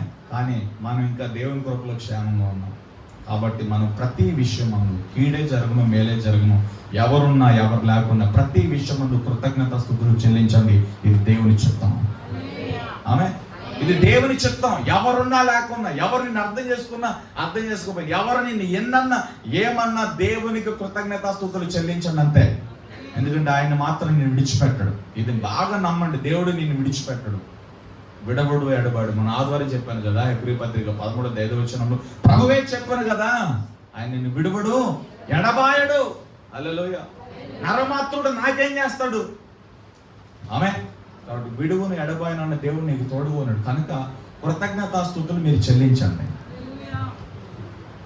ఆ విషయంలో మాత్రం మీరు కాంప్రమైజ్ కావద్దు. ఆ విషయంలో మీరు వెనకడుగు వేయొద్దు. కృతజ్ఞతాస్తుతులు చెల్లించుట చాలా మంచిది. ఇది దేవుని చిత్తం అని ఎంచండి. ఆమేన్. మొదటి పాయింట్లో ఏం చేయాలి? మనం దేవుని మీద ఆనుకున్న వాళ్ళు, పూర్ణ హృదయముతో దేవుని మీద ఆనుకున్న వాళ్ళు, దేవుని సేవించే వాళ్ళు, దేవుని మీద నమ్మిక ఉంచిన వాళ్ళు ఏం చేస్తారు చెప్పండి? మొట్టమొదటి మాట కృతజ్ఞతాస్తుతులు చెల్లిస్తారు. హల్లెలూయా. దానికి రిఫరెన్స్ ఇచ్చాను కదండి. యోబు గ్రంథం 7:1 అంటాడు కదా, ఇదిగో మానవుడు బ్రతికే దినములన్నీ కూడా భూమి మీద యుద్ధ దినాలు అంటాడు. హల్లెలూయా. ఈ యుద్ధ దినాల్లో, యుద్ధ పోరాటాల్లో దేవుడు మన పక్కన లేకపోతే, దేవుడు మన పక్షంగా లేకపోతే మనం బ్రతకలాం. హల్లెలూయా. అసలు యోబు గ్రంథం 7:1 ఏమనుంది అక్కడ? భూమి మీద నరులు భూమి మీద నివసించే కాలం అది యుద్ధకాలం అంటుంది. యుద్ధ దినాలే, పోరాటాలు అనమాట. హల్లెలూయా. ఈ పోరాటాలన్నింటిలో కూడా మనం జయం పొందడానికి చాలా సింపుల్ సొల్యూషన్ అంటే తెలుసా? దేవుని స్తుతించడం. ఆమేన్. దేవుని స్తుతించండి, దేవుని కనపరచండి, దేవుని అద్భుతాలు జరుగుతాయి. చేతులు తెలియజెప్పండి. హల్లెలూయా. రెండో పాయింట్ రాసుకోండి. ఒకటి దేవుణ్ణి స్తుతించడం, దేవునికి కృతజ్ఞతాస్తుతులు చెల్లించడం. హల్లెలూయా. రెండోదిగా మనం రాసుకోవాల్సింది ఏంటో తెలుసా? హల్లెలూయా. తెలియజెప్పాలి. కృతజ్ఞత అర్పణలు చెల్లించడం. హల్లెలూయా. రాండి. కృతజ్ఞత అర్పణలు చెల్లించడం. Praise the Lord. అర్పణ అంటే ఏంటి? అర్పణ అంటే ఏంటి చెప్పండి. అర్పణ అంటే పాత నిబంధనలో బలి. ఆమేన్. ఆమేన్. బలి, కానుక, ఒప్పందం, 2 రకాల అర్పణలు ఉంటాయి దేవుని సన్నిధిలో. ఈరోజు మీరు ఏ తీర్మానం అయితే తీసుకుంటున్నారో అది అర్పణ. అదవుతుందా? ప్రభువా నేను ఇక నుంచి ఇలా ఉంటా, నేను ఇలా వారంలో 2 రోజులు ఉపవాసం ఉంటా, 3 రోజులు ఉంటా. నువ్వు ఏ తీర్మానం అయితే తీసుకుంటున్నావో అది ఒక అర్పణ, అది ఒక బలి. ఆమేన్. మొక్కుకున్న తర్వాత, అర్పణ చేసుకున్న తర్వాత అది చెల్లించకపోతే అది మనకు గురిగా మారిపోదు. అది చాలా ప్రమాదం. హల్లెలూయా. కాబట్టి కృతజ్ఞత అర్పణలు మనం ప్రతిరోజు చెల్లించాలి. ఒకటి ఫస్ట్ అర్పణ చెప్తున్నా, నువ్వు దేవుని సన్నిధిలో ఏ తీర్మానం అయితే తీసుకున్నావో, దేవునికి నువ్వు ఏ మాట అయితే ఇచ్చావో, ప్రభువా నేను నీ కోసం ఇది చేస్తాను ప్రభు, ఎలా బ్రతుకుతాను ప్రభు, ఎలా ఉంటాను ప్రభు అని నువ్వు వ్యక్తిగతంగా ఇంటర్నల్ గా ఏ తీర్మానాలు అయితే తీసుకున్నావో ఆ తీర్మానాలు ఎప్పుడు మర్చిపోకూడదు. 24 అంతా మర్చిపోయావా? గడిచిన కాలం అంతా మర్చిపోతూ వచ్చావు. ఫస్ట్ పాయింట్ లో సనుగుతూ గొనుగుతూ వచ్చావు. అలా సనగొద్దు గొనుగొద్దు కృతజ్ఞత స్తుతులు చెల్లించాడు. ఇవన్నీ జ్ఞాపకం చేస్తున్నాడు దేవుడు. మళ్ళీ 25లో కూడా ఈ మిస్టేక్ చేయొద్దు. ఎంతకాలం ఇలా చేస్తాం? హల్లెలూయా. రెండోది, మీరు ఏదైతే దేవుని దగ్గరే చెప్పారో, మీ వ్యక్తిగత ప్రార్థనలో తీసుకున్నదా, లేకపోతే ఆ సమాజ మందిరంలో తీసుకున్నదా, ఏదైనా బయట పబ్లిక్ మీటింగ్ లో తీసుకున్నదా, నేను మాట్లాడుతున్నప్పుడు నా ద్వారా దేవుడు మాట్లాడినప్పుడు తీసుకున్నావా, లేదా వేరే సేవకులు మాట్లాడుతున్నప్పుడు వారి ద్వారా దేవుడు మాట్లాడని తీసుకున్నావా? నువ్వు ఏ సేవకుడి ద్వారా తీసుకున్నా, నీ సేవకుడి ద్వారా తీసుకున్నా, ఇంట్లో తీసుకున్నా, మందిరంలో తీసుకున్నా, సమాజ మందిరం తీసుకున్నా, నువ్వు తీసుకున్న తీర్మానం దేవుని ఎదుట ఆమోదించబడింది. హల్లెలూయా. ఎందుకంటే నువ్వు తీసుకున్న తీర్మానము దేవుని దగ్గర ఏదైతే మనవి చేసుకున్నావో దాన్ని నువ్వేం చేయాలి? ప్రతిరోజు చెల్లించాలి. దాన్ని మర్చిపోకూడదు. వినాలా? కృతజ్ఞత అర్పణ. నువ్వు దేవుని ఎదుట తీసుకున్న తీర్మానం ఏమైందో, నువ్వు దేవుని ఎదుట ఏ ఆలోచన అయితే తీసుకుని దేవునికి చెప్పావో, ప్రభువా నేను ఎలా ఉంటానని దేవునికి నీకు మధ్యలో ఉన్న ఆ బాండింగ్, హల్లెలూయ, ఆ తీర్మానం నువ్వు ప్రతిరోజు చెల్లించాలి. దాన్ని మర్చిపోకూడదు. దాన్ని మర్చిపోతే నీ మీద నేరారోపణ చేయబడుతుంది. అది మర్చిపోతే, అర్పణ చెల్లించకపోతే దేవుడు హల్లెలూయ దాన్ని లెక్కలోకి తీసుకొస్తాడు. అదవుతుందా? మొక్కుబడి చేసుకున్న తర్వాత దాన్ని చెల్లించకపోతే అది ఉరి అని రాయబడింది వాక్యంలో. అదేనా? చూడండి, దేవుని సన్నిధిలో నువ్వు ఏ తీర్మానం తీసుకున్నావు, వాటన్నింటిని నువ్వు మర్చిపోయావా? దేవుడు మాటలో జ్ఞాపకం చేస్తాను. తవ్వండి, పాత రోజులు తవ్వండి. ఎక్కడ ఏ తీర్మానం తీసుకున్నావో, దేవునికి ఏదైతే చెప్పావో వాటన్నిటిని మరిచిపోయి వాటన్నిటిని నాగాలేసుకుంటూ వెళ్ళిపోయావేమో, ఈ రోజున వాటన్నిటిని దేవుడు ఓపెన్ చేస్తున్నాడు. ఆ తీర్మానాలన్నీ జ్ఞాపకం చేస్తున్న ఆ మొక్కుబడులన్నీ మీరు చెల్లించాలి. కృతజ్ఞత అర్పణ అంటే అదే, దేవుని ఎదుట మీరు ఏది తీసుకున్నారో అర్పణ మీరు చెల్లించాలి. హల్లెలూయా. ఏం తీసుకున్నారో ఆలోచించండి. దేవుడు ఒప్పింపజేస్తూ ఉంటాడు ఈ వాక్యంలో. ఎంతకాలం వాటిని మర్చిపోతావు? దేవుని ఎదుట ఒక తీర్మానం తీసుకున్నావు, దేవా నేను ఇలా ఉంటానన్నావు, ఎలాంటి ప్రతికూలత వచ్చినా అది కంటిన్యూ అవ్వాలి. ఎలాంటి ప్రతికూలత వచ్చినా, ఎలాంటి శత్రువు వచ్చినా, ఎలాంటి అపజయాలు మన బ్రతుకులోకి వచ్చినా, ఎలాంటి వ్యతిరేకతలు మన బ్రతుకులోకి వచ్చినా, దేవుని ఎదుట నువ్వు తీసుకున్న తీర్మానము, ఆ అర్పణ ప్రతిరోజు నువ్వు దేవుని ఎదుట చెల్లించాల్సిందే. అది చెల్లించకపోతే ఉపవాసం ఉండేటైనా ఉపవాసం ఉండకుండా, అల్లలు నేను ఉపవాసం ఉంటానని తీసుకుని ఉపవాసం ఉండకుండా బాగా తినేసి నేస్తాం సరిగ్గా, అది నీకు చాలా కీడులు తీసుకొస్తుంది. దేవుడు ఎప్పుడు కూడా హృదయాన్ని చూస్తూ ఉంటాడు. నువ్వు ఏ తీర్మానం అయితే తీసుకున్న అది నువ్వు చెల్లించాలి, ఆ అర్పణ చెల్లించాలి. హల్లెలూయా. ఇది మొదటి రకం అర్పణ. ఆమేన్. రెండో రకం అర్పణ నీ కానుక. దేవుడు నీకు ఇచ్చిన దానిలో దేవుని భాగాన్ని దేవుని తీసుకొచ్చి అర్పించాలి. హల్లెలూయా. చూడండి ఒకసారి కీర్తన గ్రంథం 100వ కీర్తన 4వ వచనం చూడండి. 100వ కీర్తన 4వ వచనం. కృతజ్ఞత అర్పణలతో కృతజ్ఞత అర్పణలు చెల్లించుచు ఆయన గుమ్మములోనికి ప్రవేశించుడి. హల్లెలూయా. దేవునికి మనం ఏం చేయాలంటే కృతజ్ఞత అర్పణలు. ఫస్ట్ది నువ్వు దేవుని ఎదుట తీసుకున్న తీర్మానం, దేవుని ఎదుట నువ్వు తీసుకున్న ఆలోచనలన్నీ కూడా నువ్వు ప్రతిరోజు చెల్లించాలి. రెండోదిగా నీ కష్టార్జితంలో, నీ పనిలో, నీ వ్యాపారంలో, దేవుడు నీకు ఇస్తూ ఉన్న రాబడిలో కూడా దేవునికి కృతజ్ఞత అర్పణలు చెల్లించాలి. ఇవి చాలా మంది తినేస్తూ ఉంటారు. దేవుని అర్పణలు చెల్లించకుండా తినేసేవారిని ఏమంటాడంటే మీరు దొంగలు అంటాడు దేవుడు. హల్లెలూయా. ఎంతకాలం దేవుని అర్పణలు తినేస్తావు? ఇది కానుకల ప్రసంగం కాదు, దేవుడు నియమించిన ప్రసంగం. మీరు చేస్తారో చేయరు అది మీ ఇష్టం. అని హల్లెలూయా. వాక్యం మారదు కదా. హల్లెలూయా. వాక్యం మారుతుందా? మారదు. నీకు కారం అంటే ఇష్టం లేదని చెప్పి హల్లెలూయా, కారం ఎప్పుడు కారంగానే ఉంటుంది, మంటగానే ఉంటుంది. ఆమె ప్రైజ్ ది లార్డ్. హల్లెలూయా. వాక్యం కూడా అంతే, నీకు ఇష్టం ఉన్నా లేకున్నా. చాలా మంది ఏంటంటే వాక్యాన్ని వాక్యంగా వినరు. కానుకల ప్రసంగం వచ్చింది అనుకో మొక్కలు మాడిపోతూ ఉంటాయి. ఏంటో బాబు కానుకల గురించి చెప్తారు. హల్లెలూయా. ఏదైనా హెచ్చరిక ప్రసంగం వచ్చిందనుకో, ఏలు చూపించే ప్రసంగాలు వచ్చినాయి అనుకో, ఇక తలకాయలు దిగిపోతూ ఉంటాయి. అదే ఆశీర్వాద ప్రసంగం లేదా అభిషేక ప్రసంగం వచ్చిందనుకో అందరూ వెలిగిపోతూ ఉంటారు. దేవుని పూర్ణ హృదయంతో ఆధారపడిన వాళ్ళు, పూర్ణ హృదయంతో దేవుని మీద ఆనుకున్న వాళ్ళు, నమ్మిక ఉంచిన వారు ప్రతి వాక్యానికి వాళ్ళు రియాక్ట్ అవ్వాలి. ప్రతి వాక్యంలో నేర్చుకోవాలి, ప్రతి వాక్యము రాసుకోవాలి, ప్రతి వాక్యములో నమ్మకం ఉండాలి. హల్లెలూయా. మొదటి అర్పణ నువ్వు దేవుని ఎదుట తీసుకున్న తీర్మానమును నువ్వు ప్రతిరోజు చెల్లించాలి.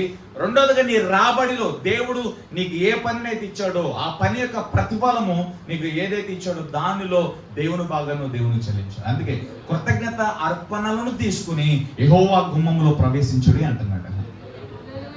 నీ రాబడిలో భాగాన్ని చెల్లించాలి. చాలా ఉంటాయి దశమ భాగాలు, ప్రథమ ఫలాలు, ఆ ఫలాలు, ఈ ఫలాలు ఉంటాయి. అసలు ఇవన్నీ కాదు, ముందు ఆ దశమ భాగాన్ని కరెక్ట్గా మీరు దేవునికి ఇవ్వగలిగితే దేవుడు మీ జీవితాన్ని ఆశీర్వదిస్తాడు. హల్లెలూయా. చెప్పండి, చేతుల తల్లి చెప్పండి. చూడండి ఒకసారి సామెతల గ్రంథము 3వ అధ్యాయం 9-10 వచనాలు చూడండి ఒకసారి. సామెతల గ్రంథం 3వ అధ్యాయం 9-10 వచనం. నీ రాబడి అంతటిలో ప్రథమ ఫలమును, నీ ఆస్తిలో భాగమును ఇచ్చి, ఇంకేమైనా ఉందా? ప్రథమ ఫలానికే లేదు, ఆస్తిలో భాగం అంటే ఇంకేమైనా ఉందండి? హల్లెలూయా. ప్రథమ ఫలము ఆస్తిలో భాగం ఇచ్చి ఏం చేయాలంట? యెహోవాను ఏం చేయాలా? కనపరచాలి అంట. హల్లెలూయా. తర్వాత కంటిన్యూ చేయండి. అప్పుడు నీ కొట్లో ధాన్యము సమృద్ధిగా ఉండును, నీ గానుగులో నుండి కొత్త ద్రాక్ష రసము పైకి పొరలి పోరను. హల్లెలూయా. Praise Lord. కాబట్టి దేవుని కానుకను కూడా చెల్లించాలి. ఒకటి, నువ్వు తీసుకున్న తీర్మానం అనే ఆ బలిని చెల్లించాలి. రెండోదిగా దేవుని భాగాన్ని నువ్వు దేవునికి ఖచ్చితంగా చెల్లించాల్సిందే. చాలా మంది కానుక వేయకుండా వెళ్ళిపోతారు. హల్లెలూయా. దేవుని భాగాన్ని ఇవ్వకుండా తినేస్తూ ఉంటారు. పాస్టర్ గారితో పైకి ఏదో అలా మాట్లాడతారు, కానీ పాస్టర్ గారు ఏదైనా పన్ను ఏదైనా మీటింగ్ పెట్టిన ఇంకోటి చేసిన పైకి ఉండదు. హల్లెలూయా. మీరందరూ మంచిగా, కానీ కొన్ని చోట్ల అలా జరుగుతూ ఉంటాయి. హల్లెలూయా. అలా ఉండకూడదు అన్నమాట. మనందరం కూడా దేవుడు ఏది ఇచ్చాడో దానిలో దేవుని భాగాన్ని తీసుకొచ్చి నమ్మకంగా దేవుని ధన నిధిలో వేయాల్సిందే. అప్పుడే దేవుడు మనకు దీవిస్తాడు. ఎందుకంటే అన్ని దేవుడు ఇచ్చాడు మనకి. హల్లెలూయా. కృతజ్ఞత అర్పణను చెల్లించాలి. ఏం చెప్పా? కృతజ్ఞత అర్పణలో మొదటిది, నువ్వు తీసుకున్న తీర్మానము ప్రతి రోజు ఖచ్చితంగా దేవుని సన్నిధిలో చెల్లించాలి. దేవుడు నీకు ఇచ్చిన రాబడిలో నుండి దేవుని భాగాన్ని దేవునికి తీయాల్సిందే. అది దేవుంది, అది నీది అడుగుతున్నా. దేవుడు సేవకుడు నీది అడుగుతున్నా, నీ చెమటను అడుగుతున్నా, నీ కష్టాజితాన్ని అడుగుతున్నా. నీ కష్టాజితంలో దేవుని భాగమును అడుగుతున్నాడు. అది దేవునిది. దేవుని ధననిధిలో వేయాల్సిందే. ఎంతకాలం తినేస్తావా? దేవుని కానుకని ఎంతకాలం తినేస్తావు? హల్లెలూయా. దేవుని కానుకను చెల్లించకపోతే వాడు ఏం చేస్తాడంటే పరిచర్యలో వాడు పనిచేయని పాత్రగా ఉన్నాడు. హల్లెలూయా. అంటే నిజంగా ఇవ్వటానికి సామర్థ్యం లేనప్పుడు దేవుడు అర్థం చేసుకుంటాడు. అది ఓకే. నిజంగా కావాలని దేవుడు వారికి ధారాళంగా ఇచ్చిన దాన్ని ఇవ్వకుండా దేవుని భాగాన్ని తినేసే కొంతమంది ఉంటారు చూసారా, అలాంటి వారిని దేవుడు ఏదో ఒక రోజుని తీసుకొస్తాడు అన్నమాట. హల్లెలూయా. ఇప్పుడు బాగానే ఉండొచ్చు, కానీ రేపు పొద్దున పరిస్థితి వేరుగా ఉంటుంది. దేవుని భాగాన్ని తిన్నవాడు మొత్తం వడ్డీతో సహా కక్కిచ్చేస్తాడు దేవుడు అనమాట. Praise lord.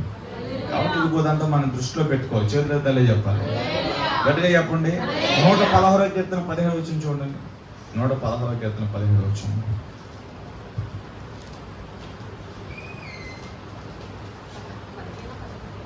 116వ కీర్తన 17వ వచనం. నేను నీకు కృతజ్ఞత అర్పణలను అర్పింతును, యెహోవా నామమున ప్రార్థన చేసేది. హల్లెలూయా అంటున్నాడు. నేను కృతజ్ఞత అర్పణలు అర్పిస్తాను, నీ నామమున ప్రార్థన చేసేది. ఇది మనం ప్రతిరోజు చేయాలి. హల్లెలూయా. దేవుడు నీకు ఇచ్చిన దాంట్లో ప్రథమ ఫలము ఆస్తిలో భాగం అవసరం లేదండి. హల్లెలూయా. అది తెచ్చేవాళ్ళే అసలు లేరు. ఆమేన్. చేయలేదండి చెప్పండి. అక్కడ రాకూడదు. దేవుడు నీకు ఏది ఇచ్చాడో దాంట్లో దేవుని భాగం ఏదైతే ఉందో దాన్ని నమ్మకంగా తీసుకురాను. దాన్ని నమ్మకంగా తీసుకొచ్చి దేవునికి ఇవ్వాలి. ఎందుకంటే పరిచర్యకి ధనం కూడా అవసరం. మేము ప్రార్థన చేసేస్తామని ప్రార్థన చేయాలి, గుప్పులు విప్పాలి, ప్రార్థన చేయాలి. దేవుడు మనకి ఇచ్చిన దాంట్లో ఆ దేవుని భాగము నమ్మకంగా తీసి నమ్మకంగా దేవుని ధన నిధులు వేయాలి. నీది అవసరంలా, నీకు ఇచ్చిన దానిలో దేవుని భాగం ఎంత ఉందో అది చిన్నదా పెద్దదా పక్కన పెట్టండి. దేవునిది ఏదైతే ఉందో దాన్ని తీసుకొచ్చి దేవునికి ఇవ్వాలి. హల్లెలూయా. అది ఖచ్చితంగా మనం చేయాలి. అది ఖచ్చితంగా మనం చేసినప్పుడు దేవుడు ఖచ్చితంగా దీవిస్తాడు. చూడండి 2 కొరింథీ పత్రిక 9వ అధ్యాయం 5, 6, 7, 5 నుంచి 13 వచ్చిన వరకు మీరు కంటిన్యూగా చదవండి. 2 కొరింథీ పత్రిక 9వ అధ్యాయం అందరూ తెరవండి. 2 కొరింథీ పత్రిక 9వ అధ్యాయం 5 నుంచి చదవండి. కావున ఒక్కరు స్పష్టంగా చదవండి. అమ్మ బయట ఎవరు ఉన్నారు? బయట ఉన్న వాళ్ళు అందులో బయట ఎవరు ఉన్నారు? ఒకళ్ళు చూడొచ్చు లోపల. బయట ఎవరు ఉన్నారు? లోపలికి వచ్చు. చదవండి అమ్మా. కావున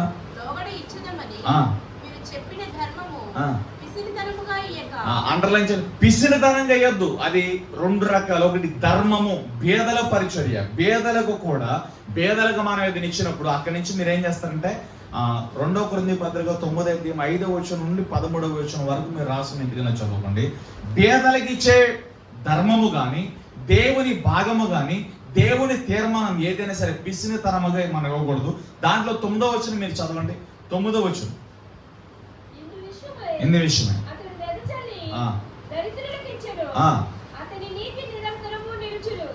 సనగకుండా గొనకుండా ఇచ్చేవాడు గురించి ఉంటుంది. ఎన్నో వచ్చిన 8వ వచనం 2 కొరింథీ పత్రిక 9వ అధ్యాయం ఎన్నో వచనం ఉంది? ఏంటి? 7వ వచనం చదవండి. 7వ వచనం అందరు చదవండి. సనుగు కొనకయు బలవంతముగా గాక ప్రతివాడును తన హృదయములో ఇచ్చించుకున్న ప్రకారము ఇయ్యవలెను. హల్లెలూయా. ఎదురుగా ఒక మాట ఉంటుంది. ఏంటిది అది? కానుకలు పెట్టిన ఉంది. కానుకలు ఉత్సాహించువాన్ని దేవుడు ప్రేమించండి. హల్లెలూయా. కృతజ్ఞత అర్పణ 3 చెప్పా. ఒకటి, దేవుని సన్నిధిలో నువ్వు తీసుకున్న తీర్మానం అనే అర్పణను ఖచ్చితంగా చెల్లించాలి. రెండోది, నీ కష్టాజితంలో దేవుడు నీకు ఏదైతే ఇచ్చాడో 10,000 ఇచ్చాడా, దాంట్లో 1,000 రూపాయలు దేవుని, 1,000 రూపాయలు ఇచ్చాడా, 100 రూపాయలు దేవుని. ఆ భాగాన్ని ఖచ్చితంగా దేవుని ధన నిధిలోకి తీసుకొచ్చి వేయాలి. హల్లెలూయా. మూడవదిగా, నీ పక్కన ఉన్న దరిద్రులు ధర్మమును అడిగేవారు, అంటే భిక్షాటని అడిగేవారు, వస్త్రము లేని వారికి వస్త్రం ఇవ్వాలి, అన్నం పెట్టమని అడిగేవారికి వాళ్ళకి అన్నం పెట్టాలి. హల్లెలూయా. ధర్మం చేసుకునేవారు, భిక్షాటన చేసుకునే వారిని మనం లక్ష్యం చేయకూడదు. హల్లెలూయా. నీకున్న దాంట్లోనే నువ్వు అప్పు చేసే అవసరం లేదు, లేకపోతే ఎవరో దగ్గర అడిగి తీసుకుని, నీ దగ్గర ఉన్న దాంట్లోనే నీ ఎదురుగా ఉన్నవాడికి నువ్వేం చేయాలంటే సహాయం చేయాలి. హల్లెలూయా. ఇది పేదలకు ఇచ్చేవాడు యెహోవాకు అప్పేస్తున్నాడు అన్నమాట. కాబట్టి దరిద్రులను కూడా మనం చేర్చుకోవాలి. తిండి లేని వారికి మనకున్న దాంట్లో కొద్దిగా తిండి పెట్టాలి. వస్త్రం లేని వాడికి మనకున్న వస్త్రాల్లో ఒక వస్త్రం ఇవ్వాలి. ఇది దేవుని చేత నియమించబడిన పరిచర్య. హల్లెలూయా. పేదలను కనికరించాలి, ధర్మ కార్యాలు జరిగించాలి. ఆమేన్. హల్లెలూయా. ఇది అందరూ చేయలేరు. ఇది అందరూ చేయలేరు. హృదయంలో నొచ్చుకోకుండా, సనుకోకుండా, గొనుక్కోకుండా మనము దేవుని సన్నిధిలో వెత్తాల్సిందే. హల్లెలూయా. 3 రకాల కానుక చెప్పా. ఒకటి, దేవుని సన్నిధిలో నువ్వు తీసుకునే తీర్మానాన్ని ఖచ్చితంగా చెల్లించు. రెండవదిగా, దేవుని భాగాన్ని దేవుని సన్నిధిలోనికి తీసుకురా. నీకు ఎదురుగా కనపడుతున్న ప్రతి భిక్షగాలని, చేయి చాపి దేహిని అడుగుతున్న ప్రతి ఒక్కరిని చేర్చుకో. నీకున్న దాంట్లో వారికి ఇచ్చి పంపించు. సనగొద్దు, గొనగొద్దు. నీకున్న దాంట్లో వారికి ఇచ్చి పంపిస్తే దేవుడు మిమ్మల్ని దీవిస్తాడు. హల్లెలూయా. కాబట్టి ఫస్ట్ మాట ఏంటి చెప్పండి? కృతజ్ఞతాస్తుతులు చెల్లించాలి. రెండోదిగా, కృతజ్ఞత అర్పణలు చెల్లించాలి. అర్పణలో 3 రకాలు చెప్పాయి. హల్లెలూయా. చెల్లిద్దాలి చెప్పండి. నేను ముగింపులోకి వెళ్ళిపోతున్నాను. మూడోదిగా రాసుకోండి, మనల్ని మనమే దేవునికి కానుకగా అర్పించుకోవాలి. హల్లెలూయా. మనల్ని మనమే దేవునికి కానుకగా అర్పించుకోవాలి. ఆమేన్. అంటే దీన్ని నేను మీకు ఎలా ప్రకటన చేయాలంటే ఒక మాట చెప్తాను వినండి. ఎందుకంటే మనందరము దేవునికి కానుకగా ఎందుకు అప్పగించుకోవాలంటే మనం మన సొత్తు కాదు. ఆమేన్. ఎందుకంటే మన మీద యేసుక్రీస్తు రక్తము రాకముందు పాపము ప్రభుత్వం చేసింది. పాపమునకు దాసులుగా ఉన్నాం. మన అవయవాలన్నీ పాపానికి దాసులుగా ఉన్నాయి. పాపము మన మీద ప్రభుత్వం చేసింది, అధికారంతో ఉంది. యేసుక్రీస్తు రక్తము మన మీదకి వచ్చిన తర్వాత ఆ పాపం అంతా కాలిపోయి, ఆ శాపం అంతా కాలిపోయి నిత్య జీవం మన జీవితంలోకి వచ్చింది. పరిశుద్ధత మన జీవితంలోకి వచ్చింది. హల్లెలూయా. అందుకు ఇప్పుడు యేసుప్రభు ఏమంటాడంటే, మీరందరూ కూడా వెల పెట్టబడి కొనబడ్డారు. ఏ వెల? యేసు రక్తము అనేది వెల చెల్లించబడింది. మన సొత్తు కాదు, మనం ఆయన వారు. అందుకే మన ఇష్టానుసారంగా మన స్వనీతి ఆధారంగా బ్రతకకుండా దేవుని మీద ఆధారపడాలి. ఇదే చెప్తున్నాడు సామెతల 3:5లో, నీ స్వబుద్ధిని ఆధారం చేసుకోనక నీ పూర్ణ హృదయముతో యెహోవా యందు నమ్మిక ఉంచుము. ఆమేన్. దేవుని మీద నమ్మిక ఉంచాలి. ఎలా నమ్మిక ఉంచాలి? మనమే ఆయనకి కానుకగా ఇచ్చేయాలి. అందుకే రోమపత్రిక 12వ అధ్యాయం మొదటి వచనం చూడండి. రోమపత్రిక 12వ అధ్యాయం మొదటి వచనం. రోమపత్రిక 12వ మొదటి వచనం. ఏం అంతసేపు తెలుస్తున్నారు? కాబట్టి సహోదరులారా, పరిశుద్ధమును దేవునికి అనుకూలమైన సజీవ యాగముగా మీ శరీరాలను ఆయనకి సమర్పించండి. హల్లెలూయా.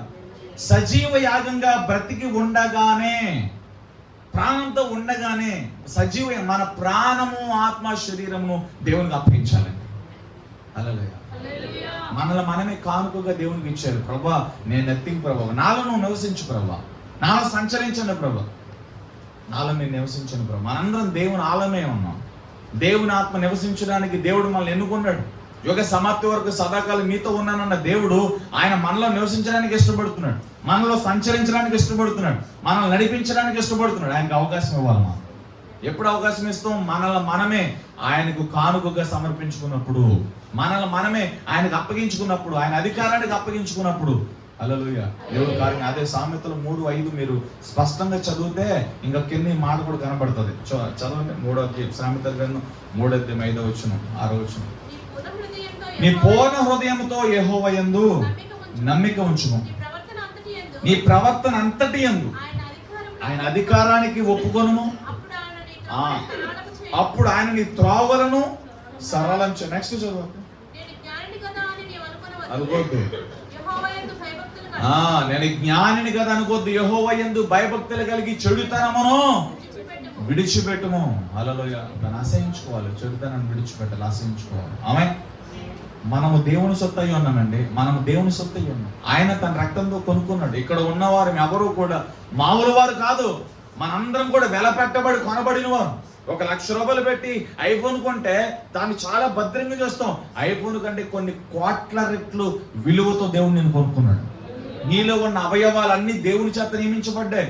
నీ కిడ్నీ, ఇంకా విలువైన పార్ట్స్ ఉన్నాయి. అవన్నీ కూడా కొన్ని కోట్ల విలువైన రూపాయలతో సమానమైంది. హల్లెలూయా. చెప్పండి. నీ లోపల ఉన్న భాగాలు ఎన్ని కోట్లు వేసినా మనం సంపాదించుకోలేం. హల్లెలూయా. వీటన్నిటిని దేవుడు మనకి ఉచితంగా ఇచ్చాడు. చూడడానికి కళ్ళు లేని వారు చాలా మంది ఉన్నారు, కానీ మనం చూడగలుగుతున్నాం. నోరు లేని వారు చాలా మంది ఉన్నారు, కానీ మనం మాట్లాడగలుగుతున్నాం. కాళ్ళు చేతులు లేని వారు చాలా మంది ఉన్నారు, కానీ మనకు ఉన్నాయి, అన్ని పనిచేస్తున్నాయి. ఇవన్నీ దేవుని కోసం వాడాలి. హల్లెలూయా. మనంతా ఏమీ లేదు. ఒకసారి డిఎల్ మోడీ గారు ట్రైన్లో ప్రయాణిస్తూ ఉన్నారు సువార్త పని మీద. హల్లెలూయా. ఆయన ఎదురుగా ప్యాకెట్ ఆడేవాళ్ళు 3 కూర్చున్నారు. ఆ 3 కూర్చొని ప్యాకెట్ ఆడదామని చూస్తే వాళ్ళ 3కి ఆట సెట్ అవుతుంది. 4వ వ్యక్తి కావాలి, 4 కావాలి.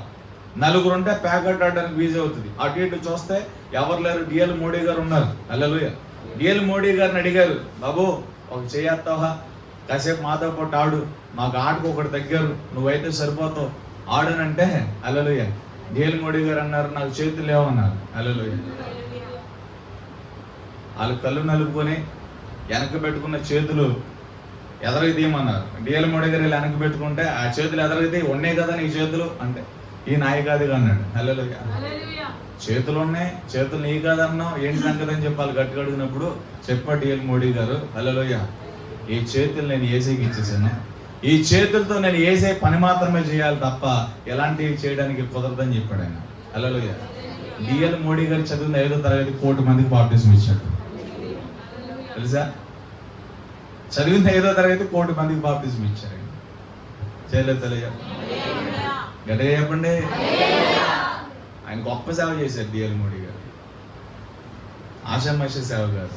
ఆమె అలాంటి కమిట్మెంట్ ఉండాలి. ఎక్కడేమో హల్లెలూయా స్తుతి మహిమ అంటాం, యేసయ్యా స్తోత్రం అంటాం, ఇంటికి వెళ్ళిపోయిన తర్వాత నోరేసుకుని పక్కన పడిపోతాం. దాన్ని కంట్రోల్ చేయండి. ఎంతకాలం అలా మాట్లాడతాం? ఎంతకాలం 2 నాలుకలు, విమనస్సు, విశ్వాసం, అదొద్దు. సిద్ధపడండి. దేవుడు మరలా పోయిన కృపంతా కూడా దేవుడు మరలా ఇస్తాడు. సిద్ధపడి తప్పు సరి చేసుకుని రావాలి.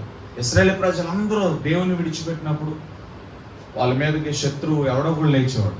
మరలా శత్రువు చేతి చిక్కిన తర్వాత మరలా దేవునికి ప్రార్థన చేశారు. మరలా వాళ్ళ మీద దయ చూపి కృప చూపి మరలా శత్రువు బారిని చూడు. దేవునికి ఇదే పనేక. వీళ్ళు దేవుని విడిచిపెడతాం, ఎవడొక శత్రు చేతిలోనికి అపాయంలోకి వెళ్ళిపోవడం, అపాయంలో చెక్కబడి మరలా దేవునికి మొరపెట్టడం, మరలా దేవుడు వారిని విడిపించడం. ఎంతకాలం బురదలోనికి వెళ్ళి కడగబడి ఎంతకాలం క్షమించు ప్రభా, నేను సరిచే ప్రభా. పాడైపోతున్న జీవితాలు మనం సరిచేయాలి. ఇంకెంతకాలం మనం సరి చేసుకుంటాం? మనం సరిచేయబడి అనేక జీవితాలు మనం సరిచేయాలి. అల్లలు ఈ నూతన సంవత్సరం 2025లో అనేక ఆత్మలు మీరు దేవుని వరకు సంపాదించాలి. ఇందాక చెప్పాను కదా, ఒంటరిగా ఉంటే దేవునితో మాట్లాడు, నలుగురు ఉన్నప్పుడు దేవుని గురించి మాట్లాడు. హల్లెలూయ. ఇవన్నీ ఆయనే. ఈ లోపట కానీ బయట కానీ ఏమీ లేదు.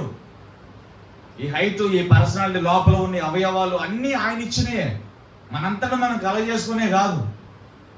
లోపల పిండముగా ఉండగానే దేవుడు నేను ఒక ఆకారం డిజైన్ చేశాడు. అరచేతిలో నీ రూపాన్ని చెక్కుని ఆయన నీ తల్లి గర్భంలో ప్రవేశపెట్టాడు. ఆయన దేవుడే నిన్ను నీ తల్లి గర్భంలోనికి పంపించాడు. నువ్వు ఏ హైట్ ఉండాలో, ఏ పర్సనాలిటీ ఉండాలో, ఏ రంగులో ఉండాలో నిన్ను ఆ డిజైన్లో ఆయన పెట్టి దేవుడు భూమి మీద ఏ ఉద్దేశంతో అయితే పంపించాడు ఆ ఉద్దేశం చేయడానికి దేవుడు నేను పిలుస్తున్నాడు. నువ్వు ఒక పర్పస్తో ఈ లోకంకి వచ్చావు, ఒక ఉద్దేశంతో వచ్చావు. ఖాళీగా ఎవరో రాలేరు ఇక్కడికి, ఖాళీగా ఎవరో పుట్టలేదు. ఉద్దేశం లేకుండా దేవుడు పుట్టిస్తాడా? లేదు లేదు, అలా చేయడు. దేవుడు అంత అసమర్థుడు కాదు. దేవుడు జ్ఞాని. నేను ఒక పర్పస్తో పుట్టించాడు. ఎందుకు? నశించిపోతున్న వారు ఎంతో మంది ఉన్నారు.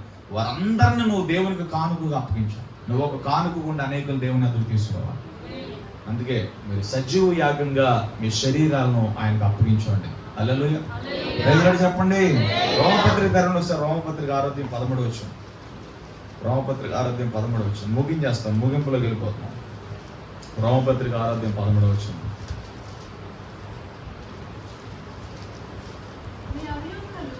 మీ అవయవాలని దుర్నీతి సాధనములుగా పాపమునకు అప్పగింపకుడి.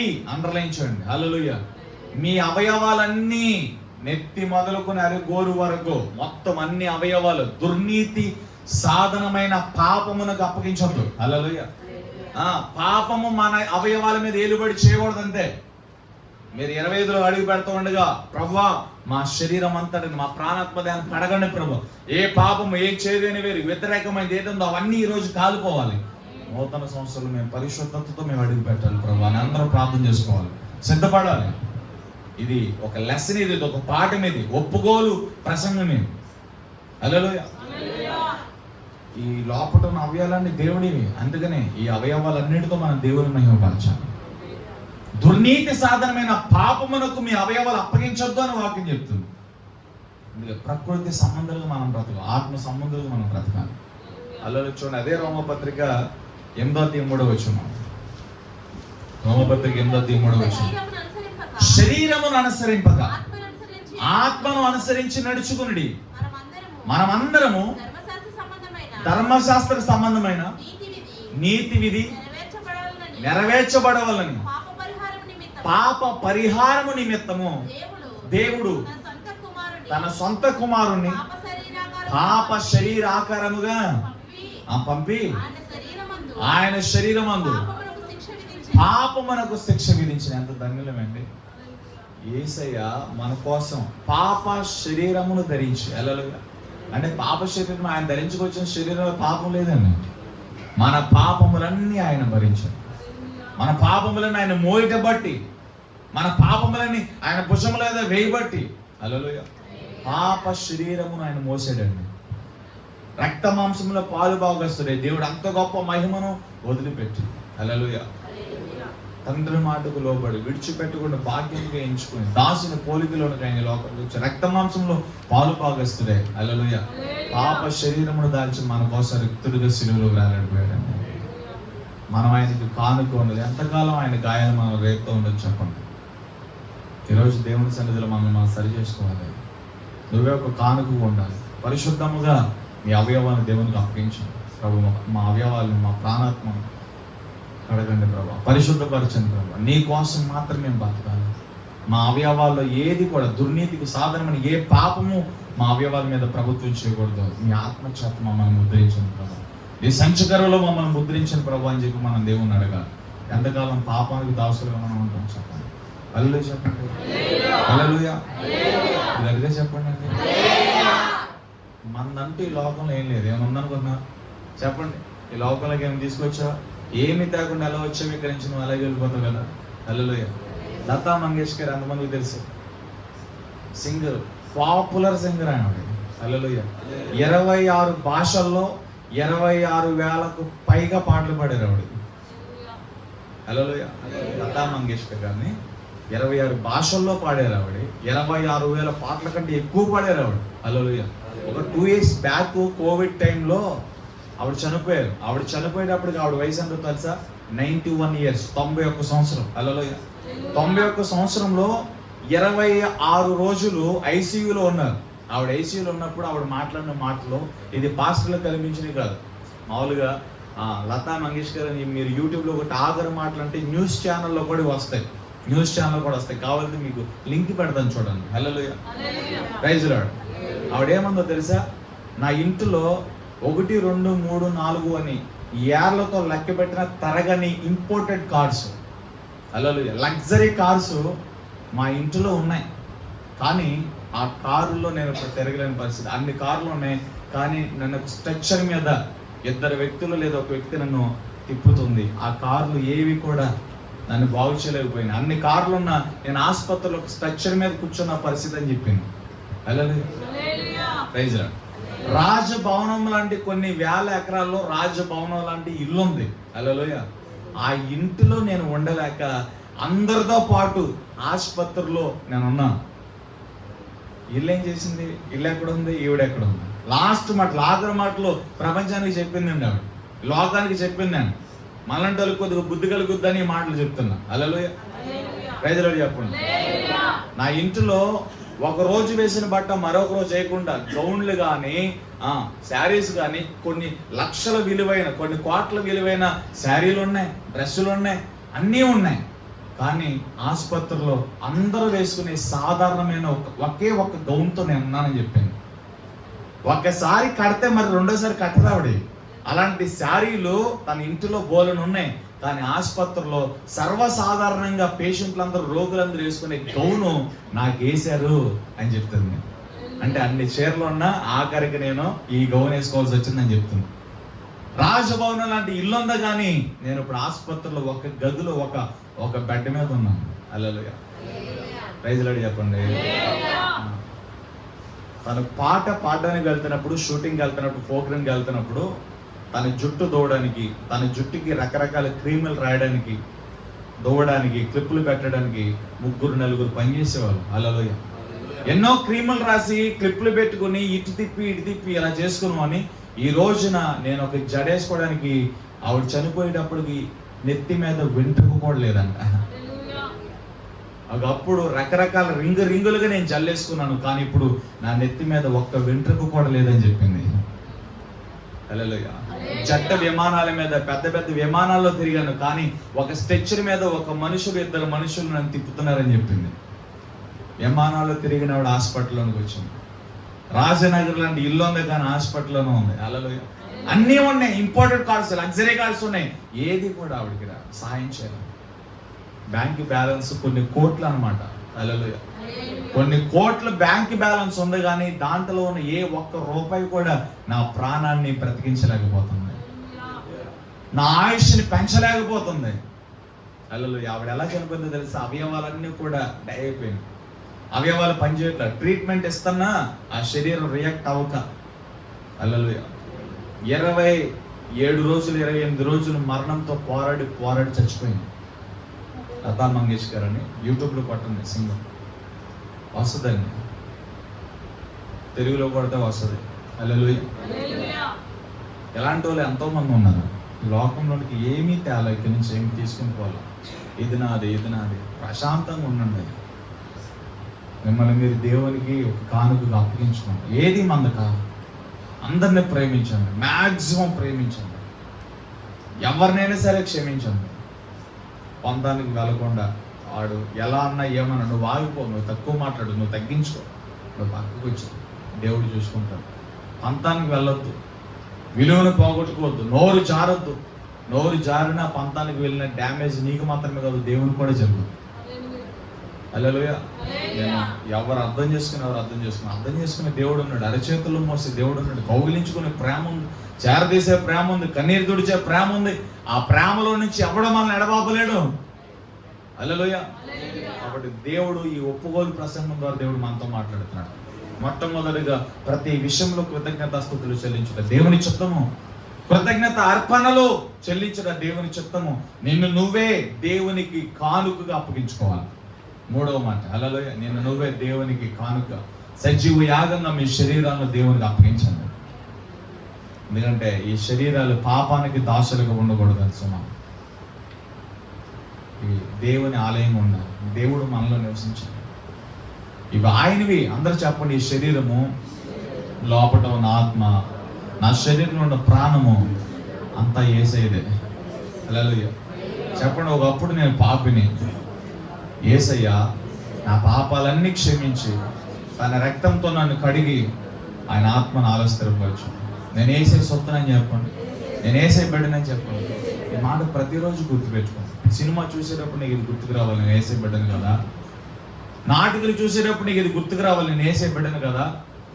ఎదురు వారితో మాట్లాడేటప్పుడు నీకు ఇది గుర్తుకు రావాలి, నేను యేసయ్య బిడ్డను కదా. తగ్గించుకుంటే తప్పేముంది, తక్కువ మాట్లాడితే తప్పేముంది, ఇది గుర్తుకు రావాలి. హల్లెలూయా. నేను యేసయ్య బిడ్డను కదా. పాపము నా మీద ప్రభుత్వం చేయడానికి వీల్లేదు, అపవాది నా మీద ప్రభుత్వం చేయడానికి వీల్లేదు. నేను యేసయ్య బిడ్డను కదా, ఆయన మహిమ నాలో ఉంది కదా, ఆయన ఆత్మ నాలో నివసిస్తుంది కదా. ఇది ఎప్పుడు గుర్తుకు రావాలి. ఇది గుర్తుకు వస్తే నోరేసుకుని పడుకో. హల్లెలూయా. కొంతమంది తిమోతికి పౌలు గారు రాసిన ఏం చెప్పాడంటే, అంత్య దినాల్లో, అపాయకరమైన దినాల్లో, హల్లెలూయా, మనుషులందరూ కూడా స్వార్థ ప్రియులు, బెంకములాడువారుగా మారిపోతారు. తిమోతి, వాళ్ళందరూ కూడా తల్లిదండ్రులకి అవిధేయులుగా మారి పెద్ద చిన్న వావి వరస లేకుండా వాళ్ళు జీవిస్తూ ఉంటారు. దేవుని కంటే ఎక్కువగా సుఖానుభవం, లగ్జరీని అనుభవించేవారు ఉంటారు. అలాంటి వారికి విముఖుడుగా ఉండు అని చెప్పాడు. ఒళ్ళు దగ్గర పెట్టుకుని ఉండు తిమోతి. అలాంటి వారితో నువ్వు పాలు పొందొద్దు, నువ్వు జాగ్రత్త, నీకు అప్పగించిన పరిచర్య జాగ్రత్త అని తిమోతి నా కుమారుడా అని చెప్పి పిలిచి చక్కగా చెప్పాడు పౌలు గారు. హల్లెలూయా. ఈ రోజు ఆత్మదేవుడు మాట్లాడుతున్నాడు, వేకునే లేవండి, మీ పని మీరు చేసుకోండి, మీ బట్టలు మీరు ఉతుక్కోండి, మీ పల్లెలు మీరు కడుక్కోండి. హల్లెలూయా. లేజీగా ఉంటే, నిర్లక్ష్యంగా ఉంటే దేవుడు మిమ్మల్ని వాడుకోడు. ఎంతకాలం అలాగా అన్నీ నా కాళ్ళగడికి వచ్చేయాలనుకుంటాం. ఎవరితో చెప్తున్నాడో నాకు తెలియదు, దేవుడు చెప్తున్నా. హల్లెలూయా. 25లో మారాలండి మీరు, వేకునే లేవాలి మీరు. హల్లెలూయా. చెల్లె మారాలి దేవుని కోసం. ఈ పని మీరు చేసుకోవాలి. ఎర్లీ మార్నింగ్ లేచి దేవుని సన్నిధిలో కనిపెట్టాలి. దేవుని సన్నిధిలో ఆకాశ పక్షులు కిలకిలలాడక ముందే నువ్వు దేవుని సన్నిధిలో నోరెప్పాలి. ఆకాశ పక్షుల కంటే ముందు మనం దేవుని స్తుతించాలి. ప్రభా, ఇంకొక దినం ఇచ్చినందుకు, ఇంకొక రోజు ఇచ్చినందుకు నీకు స్తోత్రం అని దేవునికి లేవటమే కృతజ్ఞతాస్తుతులు చెల్లించాలి. ఇది మంచిది. హల్లెలూయా. ఇవేమీ లేకుండా ఆశీర్వాదం వచ్చేది, సమాధానం వచ్చినంత ఏం రావు. నువ్వు వాక్యం ఆధారంగా బ్రతికితే నేను ప్రకటించవసలా. నువ్వు వాక్యం ఆధారంగా బ్రతికితే దేవుడు నీకు ఇవ్వాల్సిన దేవుడు నీకు ఇస్తాడు. హల్లెలూయా. నీ పక్కనోడు ఎవడో చెప్పవసలా, నీకు ఇలా వద్దు అలా వద్దని ఎవడో చెప్పవసలా. నువ్వు దేవుని చెప్పినట్లుగా బ్రతుకు, వాక్యం ఆధారంగా బ్రతుకు. దేవుడు ఎగ్జాక్ట్ గా కరెక్ట్ టైంలో, సరైన సమయంలో నీకు ఏది ఇవ్వాలో అది ఇస్తాడు దేవుడు. వాళ్ళ అవసరంలో, వీళ్ళ అవసరంలో నువ్వు దేవుని ఎదుట నీ ప్రవర్తన ఆయన అధికారానికి ఒప్పుకుంటే, నువ్వు దేవుని ఎదుట సరిగ్గా ఉంటే, సరిగ్గా బ్రతికితే, దేవుని కన్నులకు నమ్మకస్తుడిగా ఉంటే చాలు. నీ తల మీదకి రావాల్సిన ఆశీర్వాదం ఎవడో ఆపలేడండి.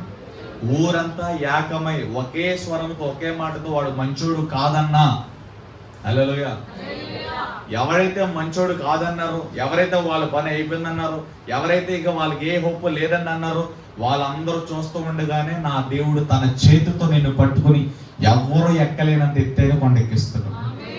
ఇది దేవునికి సాధ్యం, ఇది యేసు ప్రభువుకి సాధ్యం. నిందించే నోర్లు ఎన్ని ఉన్నాయో లెక్క పెట్టుకోండి. ఆ నోర్లన్నీ దేవుడు 25లో ముంచబోతున్నాడు. ఎవరైతే నా పని అయిపోయింది, ఇక నా పని అయిపోయింది అనుకుంటున్నారో, దేవుడు ప్రవచన రీతిగా చెప్తున్నాడు, నా పని అయిపోయిందని అనుకుంటున్నారో, ఇక నీ పని నిజంగానే అయిపోయింది, ఇక దేవుడు కలగ చేసుకుని ఆగిపోయిన నీ పనిని, అయిపోయిన నీ పనిని దేవుడు కొనసాగించబోతున్నాడు. ఇప్పటిదాకా నీ స్వబుద్ధిని ఆధారం చేసుకుని నీ బలంతో నష్టాల్లోకి వెళ్ళిపోయావు, చేయకూడని చేసేసావు. అది వ్యర్థమైన ఖర్చులు, ఆ వృధా ఖర్చులు, ఇంకోటి మీ తప్పులని తెలుసుకుని ఎవరి దగ్గర ఓపెన్ అవ్వద్దు. ఎలాంటివి తెలిసి తెలియక ప్రతి జీవితం, నా జీవితం, నీ జీవితం చాలా మిస్టేక్స్ ఉంటాయి. దేవుని మాట వినకుండా మనం చేసిన వ్యర్థమైన ఖర్చులు, చాలా మిస్టేక్స్, వాటి ద్వారా మనం చాలా సఫర్ అవుతూ ఉంటాం. అవి మనుషులకి చెప్పినంత మాత్రాన వాళ్ళు ఏం వరగదీరు, ఇంకా మనం అలసవుతాం తప్ప. అవన్నీ దేవుని ఎదుట ఒప్పుకుంటాయి. ప్రభా, నీ మాట వినకుండా నచ్చినట్టుగా ఖర్చు పెట్టి, నచ్చినట్టుగా చేసి, వ్యర్థంగా నేను చేసి చాలా తప్పు చేశాను ప్రభా, ఇక నేను అలా చేయను, నువ్వు చెప్పింది చేస్తాను, నీ కోసం బ్రతుకుతానని ఒక చక్కని తీర్మానం తీసుకుంటే మరలా దేవుడు మంచి భవిష్యత్తుని ఇస్తాడు. హల్లెలూయా. తల్లి ఎందా చెప్పాడు కదా, అర్పణలను దేవుడు ఎందుకు పెట్టాడంటే మన మనసు తెలుసుకోవడానికి పెట్టాడండి. అర్పణలో దేవుడు మన మనసును తెలుసుకోవడానికి పెట్టాడు. నువ్వు ఇస్తేనే, నువ్వు గుప్పులు ఇప్పితేనే అయిపోతాను అనుకోమాను. దేవుని పని జరగడానికి నువ్వు ఇప్పకపోయినా ఆయన పని ఆయన జరిగిస్తూ ఉంటాడు. నువ్వు ఇస్తేనే పోషించబడతాడు సేవకుడు, నువ్వు ఇస్తేనే దేవుని పని జరుగుద్ది, నువ్వు ఇస్తేనే దేవుని పనులు అన్నీ వెళ్తాయి అలా అనుకున్నాకే. నువ్వు కాకపోతే ఇంకొకరు వస్తారు, నువ్వు ఇవ్వకపోతే ఇంకోళ్ళు వచ్చి వెళ్తారు. కానీ దేవునికి ఏం తక్కువ కాదు. వెండి అయింది, బంగారం అయింది, సమస్తం ఆయన. అర్పణ, కానుక అనేది దేవుడు ఎందుకు పెట్టాడంటే మనసును తెలుసుకోవడానికి. ఎగ్జాంపుల్, అబ్రహాం దగ్గర రండి. అబ్రహాంకి ఎన్ని సంవత్సరాల తర్వాత ఇస్సాకు పుట్టాడు? 25 years, 25 సంవత్సరాల తర్వాత ఇస్సాకు పుట్టాడు కదా. ఇస్సాకు పుట్టినప్పుడు అబ్రహాము ఇస్సాకుని బాగా ప్రేమించాడు. హల్లెలూయా. సరే తల్లి చెప్పండి హల్లెలూయా. అందరికీ హ్యాపీ న్యూ ఇయర్. హల్లెలూయా. ఇంకా టైం ఉందా? అయిపోయింది కదా టైం. నా టైం అయిపోయిందయ్యా. అందరికీ హ్యాపీ న్యూ ఇయర్. ఆ బాంబుల జోలు మాకేందుకు, అందరికీ హ్యాపీ న్యూ ఇయర్. 5 minutes ఉందా? సరే, అందరు వాక్యంలో ఉన్నారు. మీరు అటు ఇటు ఆలోచించమన్నా. టైం జోలికి అసలు వెళ్ళొద్దు. హ్యాపీ న్యూ ఇయర్ చెప్తున్న ఆలోచన వద్దు. హల్లెలూయా. ఉన్న వాక్యం అనండి. నువ్వు గుర్తు చేసేసి అన్నట్టు అవుతుంది దేవుడు. హల్లెలూయా. ఓకే, చెల్లెదలే. అబ్రహాంకి 25 సంవత్సరాల తర్వాత దేవుడు ఇస్సాకుని ఇచ్చాడు. ఇస్సాకు పుట్టిన తర్వాత అబ్రహాంకి చాలా పండుగ అయిపోయింది. ఊరు వాడు అందరిని పిలిచి గొప్ప విందు చేసి అందరికి భోజనాలు పెట్టాడు. ఇస్సాకును వదిలిపెడతలా. హల్లెలూయా. ఇస్సాకు పుట్టిన తర్వాతే హాగర్ను కూడా బయటికి పంపించేసాడు. హల్లెలూయా. అంటే అంత ప్రేమ వచ్చేసింది ఇస్సాకు మీద. దేవుడు అబ్రహామును చూసినప్పుడు తన మనసును ఎగ్జాక్ట్గా అర్థం చేసుకోలేకపోయాడు దేవుడు. ఇప్పుడు ఇస్సాకుని ప్రేమిస్తున్నాడు, నన్ను ప్రేమిస్తున్నాడు అబ్రహాము. ఒకసారి టెస్ట్ చేద్దామని చెప్పి దేవుడు అబ్రహాం దగ్గర దిగొచ్చి, నీకు ఇచ్చిన ఇస్సాకు ఉన్నాడు కదా, అతను తీసుకొచ్చి నాకు బలి ఇచ్చే అన్నాడు దేవుడు. అంటే నిజంగా బలెడు కదా, మనసును తెలుసుకోవడానికా? చెప్పండి. మనసును తెలియదు. నువ్వు ఇచ్చే కానుక, నువ్వు సనుగు తీస్తున్నావా, గొనుగు తీస్తున్నావా, దేవుడు నీకు ఇచ్చిన రాబడిలో నువ్వు కరెక్ట్గా తీస్తున్నావా లేదు, ఇదంతా నీ మనసును తెలుసుకోవడానికి, నువ్వు ఎలాంటోడో తెలుసుకోవడానికి. దొంగగా ఉన్నావా లేదా నమ్మకంగా ఉన్నావా, దొంగవా నమ్మకస్తుడువా తెలుసుకోవడానికే దేవుడి కానుక పెట్టాడు. హల్లెలూయా. అబ్రహాము నిజంగా కట్టెలు అన్నిటిని తీసుకొని, మనుషులు తీసుకొని, గాడిదకి అవన్నీ కట్టేసి, దేవుడు చూపించి పర్వతం గడికి వచ్చేసి బలిపీఠం కట్టేసి, ఇస్సాకుని కాలు చేతులు కట్టేసి, కత్తి ఎత్తి పొడవబోతూ ఉండగా ఒక అంగుళం గ్యాప్ ఉండదు, అంతే. ఇంక అంగుళం లోపలికి వెళ్తే దిగిపోయాడు. హల్లెలూయా. భయపడే అసలు ఒకవేళ కత్తి దిగిపోయినా దేవుడు బ్రతికించేస్తాడు ఇస్సాకు. హల్లెలూయా. కానీ పొడవడానికి ఛాన్స్ లేదు. చూడండి, బలి ఇవ్వడానికి పొడుగోబెట్టి కాళ్ళు చేతులు కట్టి కత్తి ఎత్తి దింపుతూ ఉండగా దేవుడు మాట్లాడాడు. అబ్రహాముకి దేవునికి ఉన్న మధ్య ఆ బాండింగ్ ఎలాంటిదని చెప్పండి. నేను చేసేది ఏదైనా అబ్రహాముకి తెలియకుండా చేస్తానా, అతనికి బయలుపరచకుండా చేస్తానా, ప్రతిదీ నేను అబ్రహాంతో మాట్లాడుతాను, అబ్రహాముకి చెప్తాను అన్నాడు. అలాంటి దేవుని మనసు, అబ్రహాం మనసు ఏకమే ఉంటే అటువంటి అబ్రహామునే పరిశీలన చేశాడు దేవుడు. ఎవరిని ప్రేమిస్తున్నాడు? నేను ఇచ్చిన ఇస్సాకుని ప్రేమిస్తున్నాడా, ఇచ్చిన నన్ను ప్రేమిస్తున్నాడా? అబ్రహాము మనసును తెలుసుకోవడానికి ఇస్సాకుని తీసుకొచ్చి బలి ఇచ్చామన్నాడు. కానీ ఇస్సాకుని ఏం చేశాడు? మరలా సజీవంగా పంపించేశాడు దేవుడు. హల్లెలూయా. చెల్లిదలే చెప్పండి హల్లెలూయా. కానుక అనేది మన మనసును తెలుసుకోవడానికి దేవుడు. నువ్వు దొంగగా ఉన్నావా, నమ్మకస్తుడుగా ఉన్నావా? దేవుడు నీకు పని ఇచ్చాడు, 1000 రూపాయలు పని ఇచ్చాడు, లేకపోతే 15,000 రూపాయలు ఉద్యోగం ఇచ్చాడు, 50,000 రూపాయలు ఉద్యోగం ఇచ్చాడు. ఆ పనిలో దేవునికి కానుకలో నువ్వు నమ్మకస్తుడువా దొంగవా తెలుసుకోవడానికి నీ కానుక. హల్లెలూయా.